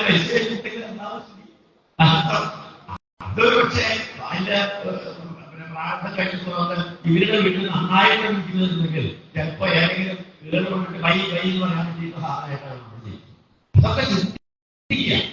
നമ്മുടെ ഈശ്വരനെ ലഭിക്കാൻ അല്ലെങ്കിൽ ഈശ്വര ചിന്തയിൽ ഒന്നേ മനുഷ്യനും ശാശ്വതയില്ലെങ്കിൽ എന്നുള്ള ഭാവത്തോട് കൂടിയിട്ട് ആ ഈശ്വര ചിന്തയിലേക്ക് നമ്മളെ കൊണ്ടുവരാൻ വേണ്ടിയിട്ടാണ് ഭാഗവതത്തിലെ ഓരോ കഥകളുടെയും പ്രത്യേകമായ സ്വഭാവം. ആ ജന്മത്തിലും ഇദ്ദേഹത്തിന് പൂർവജന്മ സ്ഥാനമുണ്ടായി. കാരണം ഭഗവാനെ സേവിച്ചു കഴിഞ്ഞിട്ടുണ്ടെങ്കിൽ അത് ഒരിക്കലും വെറുതെ ആവില്ല. അത് ഈ നാളെ ഈ ഭദ്രാകുമാരെന്ന് പറയുന്നത് ഭഗവത് സേവയിലൂടെ കിട്ടിയിട്ടുള്ളതാണ് ഈ മുജ്ജന്മ സുഖവരെ എന്നതെന്ന് പറയുമ്പോൾ ഈ മുമ്പ് ജന്മത്തിലുള്ള ആ ഓർമ്മ വരെ എനിക്ക് കിട്ടിയിട്ടുള്ളത് എന്ന് അദ്ദേഹം പറയുന്നുണ്ട്. ഈ മാൻജന്മത്തിൽ അദ്ദേഹം വിചാരിച്ചു ഈ ആരോട് സംഘം വേണ്ട, മറ്റുള്ള മാനുകളിൽ നിന്നൊക്കെ വേർതിരിഞ്ഞ് ഇദ്ദേഹം ഏതോ രാഷ്ട്രീയ പ്രഭാഷണത്തിൽ വന്ന് അവിടെയുള്ള ഇലക്കെ മറ്റേ ഇലകളൊക്കെ തിന്നുകൊണ്ട് ജീവിച്ച് കുറച്ചു കാലം കഴിഞ്ഞ സമയത്ത് അദ്ദേഹത്തിന് ഈ ശരീരം വേണ്ടാന്ന് തോന്നുന്നു. ആ അതിലേക്ക് ശരീരം വിളിച്ചിരുന്നു. പിന്നീടാണ് അദ്ദേഹത്തിന് ഒരു പുതിയ ജന്മം കിട്ടിയത്. ഒരു ബ്രാഹ്മണന്റെ ഇരട്ട കുട്ടികളിൽ ഒരു ഉണ്ണിയായിരിക്കും. സമയത്ത് അദ്ദേഹം വിചാരിച്ചു സംഘം ആരോടുമായിട്ടുള്ള ഒരു ബന്ധവും വേണ്ട എന്നുള്ള ഭാവത്തോട് കൂടിയിട്ട് അദ്ദേഹം ആരോടും കിട്ടാതെ പൊട്ടനായിട്ടും ജഗനായിട്ടും അഭിനയിച്ചു. ആരും പ്രവർത്തനം എന്തെങ്കിലും പറഞ്ഞു കഴിഞ്ഞിട്ടുണ്ടെങ്കിൽ ആ ഭാഗത്തേക്ക് തിരിഞ്ഞു നോക്കില്ല. എന്നാ എപ്പോഴെങ്കിലൊക്കെ എന്തെങ്കിലും കൊടുത്തു കഴിഞ്ഞിട്ടില്ല ധാരാളമായിട്ട് കഴിക്കും. ഇടയ്ക്ക് ഉണ്ടാക്കി കഴിഞ്ഞാൽ ഒന്നും കഴിക്കില്ല. അവസാനം അച്ഛനാണ് ഈ കുട്ടി, ഏതായാലും ബ്രാഹ്മണക്കുട്ടിയല്ലേ, ഒരു കൂടുതൽ ടീച്ചറെയാണ് ഗായകം നമ്മൾ കണ്ടു കൊടുക്കാം. എന്ത് ഗായകത്തിലുണ്ടോ കൂടുതൽ. അതുപോലെ അദ്ദേഹത്തിന് സാധിച്ചില്ലായുള്ള ദുഃഖം കാരണം അദ്ദേഹം ദുഃഖം പലതരത്തിലാണല്ലോ. അച്ഛൻ മരിച്ചു. ഈ ഉണ്ണിയുടെ അമ്മ വലിയ ശിക്ഷണത്തിലാണ് ഇന്നത്തെ വലിയ എന്താ ചെയ്തിട്ടുണ്ടെന്നുവെച്ചാൽ വൈകാതെ വന്നോട്ടോ ഇവിടെ നോക്കി കഴിഞ്ഞിട്ടുണ്ടെങ്കിൽ പല ഒഴിഞ്ഞ കഴുകിയ വെള്ളമോ അല്ലെങ്കിൽ പഴയ കഞ്ഞി വെള്ളമോ എന്താ സാധനങ്ങളൊക്കെ വെച്ചിട്ടുണ്ടാവും. ഒരു വലിയ ബക്കറ്റ് നിറച്ചിട്ടുണ്ടാവും. അതെല്ലാം അടുത്ത് അതെല്ലാം കഴിക്കാനും മടിയില്ല. കാരണം പല കിട്ടും. ഇന്ത്യയിൽ കൊടുത്താലിരിക്കാൻ പറ്റില്ലല്ലോ. അതുകൊണ്ട് അദ്ദേഹം കഴിച്ചു മാത്രമേ ഉള്ളൂ. ഏതായാലും പിന്നീട് ഇവിടെ ഭരതന്റെ ചരിത്രം പറഞ്ഞ സമയത്ത് അദ്ദേഹം എവിടെയൊക്കെ എന്തെങ്കിലുമൊക്കെ ജോലി ചെയ്യാൻ വേണ്ടിയിട്ട് പ്രേരിപ്പിക്കപ്പെട്ട് അദ്ദേഹം പോയിട്ടുണ്ടായിരുന്നു എന്നൊക്കെ പറയുന്നു. അല്ല വയലുകളിലൊക്കെ ഇവിടെ എത്തി കഴിഞ്ഞിട്ടുണ്ടെങ്കിൽ അദ്ദേഹത്തെ നോക്കാനോ കുയിലിനെ നോക്കാനോ വന്നുമാതിരി ധാന്യങ്ങളൊക്കെ കൊട്ടിക്കൊണ്ടുപോകുന്നു നോക്കാൻ വേണ്ടിയിട്ടൊക്കെ പറഞ്ഞപ്പോഴായ ഇദ്ദേഹം അവിടെ ഇരുന്ന് കഴിഞ്ഞിട്ട് ഇദ്ദേഹം അവിടെ നിന്നൊന്നും അദ്ദേഹത്തിന് ഒരു ഇത് കൊടുത്തിട്ടുണ്ട്. എല്ലാ മൃഗങ്ങളുടെയും സുഹൃത്താണ്. അപ്പൊ കിളികൾ കതിരവത്തി കൊണ്ടുപോകണം എന്ന് കൊണ്ടുപോകും. പക്ഷേ ഇദ്ദേഹത്തെ അവിടെ കാവലിലേക്ക് കഴിഞ്ഞാൽ 10 കൈ കളയണം, 10 100 കൈ കളയണം. അത് കാരണം അദ്ദേഹത്തെ കൊണ്ടുപോകാനും ധാരാളം ആൾക്കാരുണ്ടായിരുന്നു. ഇടയ്ക്കിടയ്ക്കൊക്കെ കൊണ്ടുകൊണ്ടേയിരിക്കും. അങ്ങനെ ഒരു പ്രാവശ്യം ഇരിക്കുന്ന സമയത്താണ് അത്രേ ഒരു കാക്കാവ രാജാവിന് കുട്ടികളില്ലാത്തത് നിരവധി കൊടുക്കണം എന്ന് പറഞ്ഞുകൊണ്ട് അവിടെ അതിനുവേണ്ടി കാര്യങ്ങളൊക്കെ തയ്യാറാക്കി അവർക്ക് വരച്ചു ബലിപീഠമൊക്കെ തയ്യാറാക്കി വെടികൊടുക്കാൻ വേണ്ടി കുട്ടിയൊക്കെ പിടിച്ചുകൊണ്ടുവന്നു. അതിൽ ഒരു കുഴിയിലൊക്കെ കൂട്ടി ആനയൊക്കെ നേരെയൊക്കെ വെച്ചതിന് ശേഷം ബലികർമ്മങ്ങളൊക്കെ ചെയ്യാൻ വേണ്ടിയിട്ടുള്ള കാര്യങ്ങളൊക്കെ ചെയ്യുന്ന സമയത്ത് ആ കുട്ടിക്ക് മനസ്സിലായി തന്നെ ബലി കൊടുക്കാൻ വേണ്ടിയിട്ടാണ്. ആ കുട്ടി എന്ത് ചെയ്തു വെച്ചാൽ എന്തോ അഴി ഉടക്കി ഈ ഓട് കൊടുക്കി എല്ലാം ചെയ്തനുസരിച്ച് അവരുടെ ജീവൻ രക്ഷിക്കണമെന്നുണ്ടെങ്കിൽ എന്ത് വേണമെന്നുണ്ടെങ്കിലും ചെയ്യാൻ നമ്മൾ തയ്യാറല്ലേ. അതൊരു ജീവൻ അതിന്റെ പ്രവർത്തനത്തില് നമ്മളിപ്പോ കഴിഞ്ഞ ദിവസം കൂടിയിട്ട് നമ്മൾ കണ്ടതാണല്ലേ ഓരോ ജീവന്റെയും ഘട്ടത്തില് ഏറോ ശുചീകരണം പിള്ളാരിയാണെന്നുണ്ടെങ്കിലും അതിൻ്റെ ഉള്ളിലേക്ക് പോയിട്ട് അവരെ ഓരോരുത്തര് കാണിക്കുന്നതൊക്കെ കണ്ടു കഴിഞ്ഞാൽ അവർക്ക് അവാർഡ് കൊടുത്താൽ പോരാ. അത്രയും കാര്യങ്ങളാണ് അവർ ചെയ്തിട്ടുള്ളത്. എന്തായാലും ഇവിടെ ഈ ഭരതൻ ഈ കുട്ടി രക്ഷപ്പെട്ടു. കാവല നിർത്തിയിട്ടുള്ള ആൾക്കാർ ഇപ്പോ പോയി കഴിഞ്ഞിട്ട് ഒരു പക്ഷെ താങ്കളുടെ മലയാളം വേണമെന്നില്ല എന്നുള്ളത് വിചാരിച്ചുകൊണ്ട് വേറെ കാവലെ അന്വേഷിച്ച് ഇറങ്ങി കഴിച്ചു പോയതാണ് അത്രേ. കുറച്ചു ദൂരം നടന്നു കഴിയുമ്പോഴേ ഈ ബ്രാഹ്മണന്റെ അടുത്ത് എത്തിയത്. ഇവിടെ വന്ന് നോക്കിക്കഴിഞ്ഞ സമയത്ത് എന്താ ഇവിടെ ഇരിക്കണമെന്ന് ചോദിച്ചു. ഒന്നും വേണ്ടിയും വിട്ടുകയോ ജഗനല്ലേ പൊട്ടനല്ലേ കേൾക്കുകയില്ല വിട്ടു. എന്താ അവിടെ ഇരിക്കുന്നത്? ഞങ്ങളുടെ കൂടെ പോയിരുന്നോ? അതിന് കിട്ടിയില്ല. നമുക്ക് കാര്യം ചെയ്യാം. ഞാൻ അവിടെ വിലാസനത്തിൽ ഇരിക്കുകയാണ്. ഇരിക്കണ സമയത്ത് ഈ ചരക്കൊക്കെ ഇല്ലേ അത് നാലിൽ 2 പേരും നോക്കി കഴിഞ്ഞിട്ട് ആട്ടെ കൊണ്ടുപോയത്. നോക്കുമ്പോ എത്ര ദിവസമായിട്ട് കുളിച്ചിട്ട് ചടികൾ ഏതായാലും കുളിച്ചിന് ഇലയിലൊക്കെ കൊണ്ടുപോകാൻ ഭഗവതിക്ക് വെടി കൊടുക്കാൻ കൊണ്ടുപോകല്ലേ എന്ന് പറഞ്ഞുകൊണ്ട് ഒരു കുറച്ചിലൊക്കെ കൊണ്ടുവന്നിട്ട് ചെറുപ്പൊക്കെ കഴിയണമായിട്ട് ചൈകിയെ വരച്ച് അവസാനം നോക്കി കഴിയുന്ന സമയത്ത് ഒരു പൂടൂര് ഇത് കണ്ടപ്പോഴല്ലേ അവർക്ക് ഇത്രേ സന്തോഷമായൊരു മട്ടില് എന്റെ ബ്രാഹ്മണനായ ഭദ്രകാളികൾക്ക് സന്തോഷമാവാൻ ഇനി വേറെ എന്തെങ്കിലും വേണമെന്നാണ് ചിന്തിച്ചത്. അതുകൊണ്ട് വേഗം അദ്ദേഹത്തെ കുറിച്ചത് മാത്രമല്ല അവിടെ കൊണ്ടുപോയി ശരീരം മുഴുവനും കുങ്കുമൊക്കെ ഇങ്ങനെ പുരട്ടി അപ്പോഴാണ് ഭക്ഷണം കൊടുത്തല്ലേ അതിന് വേണ്ടിയിട്ട് കുമ്പാരായിട്ടാണ് അത്രേ സാധനങ്ങളൊക്കെ കൊണ്ടുവന്നു. അതൊക്കെ വായു വലിച്ചങ്ങനെ കഴിച്ചു. പാവം ഒന്നും വെയ്യൊട്ടും പിന്നത്തെ പഠിച്ചോളല്ലേ എന്നൊക്കെ അവര് പറഞ്ഞു പരിഹസിക്കുന്നത്. ഇതൊന്നും കേട്ടിട്ടും കേട്ടില്ല എന്ന് നടിക്കുന്നതായിട്ടുള്ള ഭക്തന്റെ മുമ്പില് അവരൊക്കെ നിസ്കാരന്മാരായി. എന്തായാലും അവിടുന്ന് അവിടെ കൊണ്ടുപോയി ആ ബലിപീഠത്തിന്റെ മുമ്പിൽ അങ്ങനെ കൊണ്ടുപോയി അവിടെ ഇരുത്തി ആ കഴുത്ത് പിടിച്ച് ആ ബലിപീഠത്തിന്റെ മുകളിലേക്ക് അങ്ങനെ ചിരിച്ചങ്ങനെ വെച്ച് അപ്പോഴേക്കും ഗീതസ്തുതി ഗീതങ്ങളെ സ്തുതി കൂടിയിട്ട് എല്ലാവരും കൂടിയിട്ട് സുഭരിതമായുള്ള കർപ്പൂരം മുദ്രിക്കം നൽകിയിട്ടുള്ള അവങ്ങളൊക്കെ ധാരാളമായിട്ടുള്ള സ്തുതി വെച്ചിട്ടുണ്ട്. അവിടെ അത്രയും ഗംഭീരമായിട്ടുള്ളതായ ആ ഭഗവാനിയുടെ മുമ്പിലുള്ളതായിട്ടുള്ള ബലി കൊടുക്കാൻ വേണ്ടിയിട്ടുള്ളതായിട്ടുള്ള ആ ഒരു സഭയില് ഇദ്ദേഹം ആ കഴുത്ത് തിരിച്ചു വെച്ചിട്ടുള്ളതായിട്ടുള്ള ഇദ്ദേഹം ആ വിഗ്രഹരൂപത്തിലിരിക്കുന്നതായിട്ടുള്ള ഭദ്രകാളിയെ കണ്ടു തുറന്നു നോക്കി. സാധാരണ കണ്ണു തുറന്നു നോക്കി പറഞ്ഞാൽ എല്ലാവരും കണ്ണു തുറന്നല്ലേ ഇരിക്കുന്നത്? അല്ല, കണ്ണ് നമ്മുടെയൊക്കെ കണ്ണ് തുറന്നിരിക്കുന്നെങ്കിലും ഈ തുറന്ന കണ്ണ് എവിടെയാ തുറക്കേണ്ടതെന്ന് നമുക്കറിയില്ല.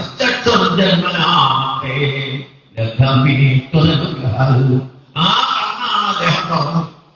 ആ നോക്കിക്കഴിഞ്ഞ ഭദ്രകാളികൾക്ക് ഇദ്ദേഹം ഒരു ചോദ്യം എന്താ ഈ 2 ജന്മമായിട്ട് ഞാൻ കാത്തിരുന്ന ഭഗവാനിലേക്ക് എത്താൻ വേണ്ടിയിട്ട് ഈ അമ്മയ്ക്ക് ബലി കൊടുത്തുകൊണ്ടാണ് എന്റെ ഈ ശരീരം ഉപേക്ഷിക്കേണ്ടത് എന്നുണ്ടെങ്കിൽ അമ്മേ സന്തോഷമായി. ഈ പ്രാർത്ഥന കേട്ടത് എവിടെയാണ്? പത്മനാഭ സഹോദരി, പത്മനാഭനാകട്ടെ സഹോദരിയോട് പറഞ്ഞത്. നോക്കിയിട്ടുണ്ടോ ഭാഗവതത്തില് ഭദ്രകാളി പ്രാദുർഭാവം എന്നാണ് ഭദ്രകാളിയുടെ അവതാരം.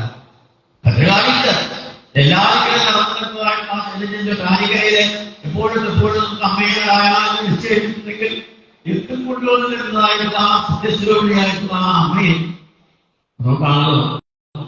പ്രകൃതമാസം 1-ാം തീയതി തന്നെ അമ്മയെ സേവിച്ചതിന് ശേഷം അമ്മയെ വേറെങ്കിലും പോയി ഭാഗവതം ഞാൻ വായ പറഞ്ഞുള്ളൂ എന്ന് ശഠിച്ചുകൊണ്ട് ഇവിടെ തന്നെ ഭാഗവതം വായിക്കാൻ വരുന്ന, അല്ലെങ്കിൽ ഇവിടെ ഭാഗവതത്തെ നമുക്ക് അടിത്തറയിട്ട് തന്നിട്ടുള്ളതായിരുന്ന ഒരു വായ്പുരാസം അദ്ദേഹത്തിന്റെ ബാക്കി ഇവിടെ തുടങ്ങിയതിന് ശേഷമുള്ള ബാക്കി ജീവിതകാലം മുഴുവൻ അതിന് സാക്ഷ്യമായിട്ട് വരാമെന്ന് ഞങ്ങളെ പോലുള്ള അദ്ദേഹത്തിന്റെ പ്രശിഷ്യ പരമ്പരകൾ. അപ്പോ ആ ഭദ്രകാളിയോട് അവിടുന്ന് പത്മനാഭൻ ഒന്നിങ്ങനെ ചോദിച്ചു, ഭദ്രേ ഞാൻ വരേണ്ട ആവശ്യമുണ്ടോ എന്നാണ് ചോദിച്ചത്. അതോടുകൂടി ഭദ്രകാളി പറഞ്ഞു, ഏട്ടാ ഇതിന് ഞാൻ പോരെ, ഏട്ടൻ അവിടുത്തെ ബുദ്ധിമുട്ടി വരേണ്ട ആവശ്യമുണ്ട്. കാരണം ഗുരുവായൂർക്ക് വരണ്ടേ, ഇപ്പൊ മാനസ സകലതെങ്കിലും ബ്ലോക്കും ഇതൊക്കെയാണ്. ഇന്ന് കഴിഞ്ഞ ദിവസം ഗുരുവായൂരത്തിനാളും പ്രഭാഷണത്തിൽ നിന്നു. എന്നിട്ടോ ഇവിടെ വലിയ വലിയ പ്രഭാഷണത്തിന്റെ സമയം കഴിഞ്ഞു.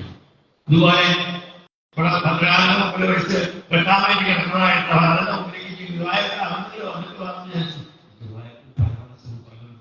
കാരണം നോക്കൂ, ആലോചിച്ചു. അപ്പൊ ആചാരി അന്ന് ആ ഉരുകണിയൊക്കെ അയക്കുന്ന സമയത്ത് അവിടെ വെച്ചിട്ട് വിളിച്ചു ദ്വാരകാ താഴെ പോയി വരട്ടെ, എന്റെ ഉള്ളിലുള്ളത് ഞാനിപ്പോ ആരും താഴേക്ക് പോയി വരട്ടെ. പിന്നെയുള്ള വാർത്തയാണ്. അപ്പൊ എവിടെയാണോ ഭഗവാൻ ഉള്ളത് അവിടെ നിന്നാണ് നമുക്ക് ആ ശബ്ദം പുറത്തേക്ക് വരുന്നത്. നമ്മൾ കൈവച്ചിട്ടുണ്ടെങ്കിൽ ആ കൈവയ്ക്കുന്ന സ്ഥലത്ത് ഇരിക്കുന്ന ആ സത്യസ്വരൂപൻ ആരാണ്? ഈശ്വരൻ തന്നെയാണ്. ആ ശക്തി തന്നെയാണ് അമ്മേ നാരായണമായിട്ടുള്ളതായ ആ ശക്തി. അവിടെ നിന്ന് ആ ഭരതന്റെ നോട്ടം, അതിൽ നിന്ന് ദന്തശ്യമാനേന അവിടെ നിന്ന് ആ ഭദ്രകാലിന്റെ ശരീരം ചൂടാവാൻ തുടങ്ങി. തന്റെ ജ്യേഷ്ഠന്റെ മക്കൾ തന്റെ മുമ്പിൽ വെച്ച് വഹിക്കപ്പെടുക, ഒരിക്കലും തന്റെ മുമ്പിൽ വെച്ച് ഉണ്ടാവില്ല എന്നുള്ള പ്രതിജ്ഞയോടുകൂടിയാണ് ദന്തശ്യമാനേന സഹസ ഉച്ചചാട സ്വതവേ ഭദ്രകാളി നമ്മൾ കണ്ടിട്ടുള്ളത് വാട് പിടിച്ചുകൊണ്ടാണ്. അനവധി കൈകളുടെ ആയുധങ്ങൾ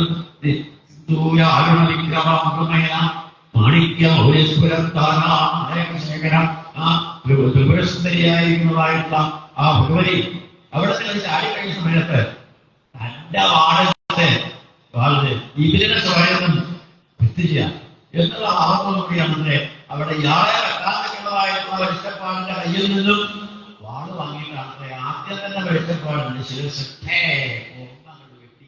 പിന്നീട് അവിടുത്തെ കണ്ടിട്ടുള്ള ഊർജ്ജകളിലും വെട്ടി വെട്ടി വെട്ടി വെട്ടി അവരുടെ തലകൊണ്ട് തലപ്പന്ത് കളിച്ചുകൊണ്ട് ആ ഭരതന് സന്തോഷമായിക്കോട്ടെ എന്ന് നടക്കണമെങ്കിൽ ഓരോരുത്തരുടെയും കഴുത്ത് വെക്കുന്ന നേരത്തും മലക്കം കുടിക്കുന്ന നേരത്തും ഭരതന് ഉറക്കങ്ങനെ നോക്കും. സന്തോഷമായി കുട്ടി, എന്താ സന്തോഷം? അവിടെ അങ്ങനെ യാതൊരു ചിന്തയില്ല. അമ്മ വന്നിട്ടുണ്ടെന്നോ തന്റെ മുമ്പിൽ നിന്ന് തന്നെ രക്ഷിച്ചുവെന്നോ ഒരു തരത്തിലുള്ള ചിന്തയും ഇല്ലാണ്ട് കുറച്ചു നേരം കഴിഞ്ഞു. കാരണം അർദ്ധരാത്രിക്ക് തുടങ്ങിയിട്ടുള്ളതായിട്ട് ഈ കളികള് അല്ലെങ്കിൽ ഈ ഇതെല്ലാം നേരെ കളിച്ചാവാറായി. ഭദ്രകാളി വിചാരിച്ചു ഒരു ടാക്സ് എങ്കിലും പറയുന്നു. എവിടെ? അവിടുന്ന് തന്റെ സമയായ കഴിഞ്ഞ സമയത്ത് വിഗ്രഹത്തിലേക്ക് തിരിച്ചെഴുതിയിട്ടുള്ള ആ ഭഗവതി ഭരതനെ ഒന്ന് കലയൊക്കെ നോക്കി ഭഗവതി ഒന്ന് നോക്കി. അപ്പോ എന്റെ ജീവൻ എടുക്കാറായില്ല അറിയാമേ എന്നുള്ള ഭാവത്തോടുകൂടി അവിടെ എഴുന്നേറ്റ് നടക്കുന്നത് കണ്ടപ്പോ ശിശുവിന്റെ പരീക്ഷ പറയാണ് പരീക്ഷിത് മഹാരാജാവിന്റെ പരീക്ഷിത് മഹാരാജാവോടെ എങ്ങനെ ഇരിക്കുന്നത് സാമൂഹിക്കും 7ാമത്തെ ദിവസം ഭക്ഷണം കഴിച്ച് വലിക്കുമെന്നുള്ളതായിട്ടുള്ള ആ ശാപഗ്രസ്തനായിരിക്കുന്നതായിട്ട് പരീക്ഷിത് മഹാരാജാവിനെ പറയുന്നത്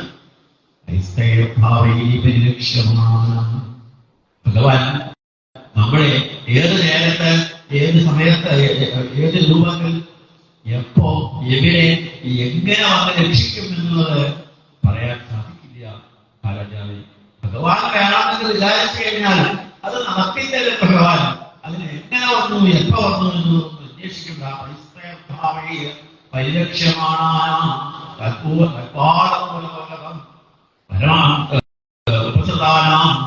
ഭാഗവതപരമഹംസാനം. ഭഗവത് ഭക്തന്മാരെ രക്ഷിക്കാൻ ഭഗവതിക്ക് ഒരു മടിയുമില്ല എന്നുള്ള ആ കഥ നമ്മൾ പറഞ്ഞ് മനസ്സിലാക്കുന്ന സമയത്ത് ഇവിടെ ആ ഭരതൻ ഒരിക്കലും താൻ ജഡനല്ല, പൊട്ടനല്ല, ബ്രാഹ്മണനാണ്, ബ്രഹ്മത്തെ അറിയുന്നവനാണ് എന്നുള്ള അർത്ഥങ്ങളൊക്കെയാണ് ഇനി നമുക്ക് നാളെ പറയാനുള്ളതായിട്ടുള്ള കഥകൾ. അതെല്ലാം നമുക്ക് നാളെ അനുസരിക്കാം. ഇവിടെ ഭദ്രകാളി അവതാരം എന്നുള്ള രീതിയിൽ ഒരു അധ്യായം കൂടി വായിക്കാനുണ്ട്. അത് വായിച്ച് അമ്മയുടെ ആ പ്രാദുർഭാവം നമുക്ക് അനുസരിക്കാം. സർവത്ര ഗോവിന്ദനാം സങ്കീർത്തനം ഗോവിന്ദ ഭഗവതേ വാസുദേവായ ശ്രീശുഭക്വായ അംഗിരപ്രവണസ്യ ശതമസ്വാധ്യായാനേത്യാസംസോലേക്ഷ പ്രശ്രയ വിദ്യാന്തോയാത്മജ്ഞാനാന്തരികസ്യ ആത്മസദൃശുദ്ധീ ആധാരങ്ങളാചരണം നമസോദജ്ഞാനജാതഭൂർണ യദീയസ്യാം ഭാര്യായാം സ്വപ്രമാഹം രാജേഷി പ്രവരകം സുഖമഞ്ജരീയം ജലഞ്ജരീയം പ്രത്യേകമാഹോ കർത്താമേ ശരണംഗ ആചാരണം ദിലമാനമവയോട കർമ്മലംഗ സ്മരണങ്ങൾ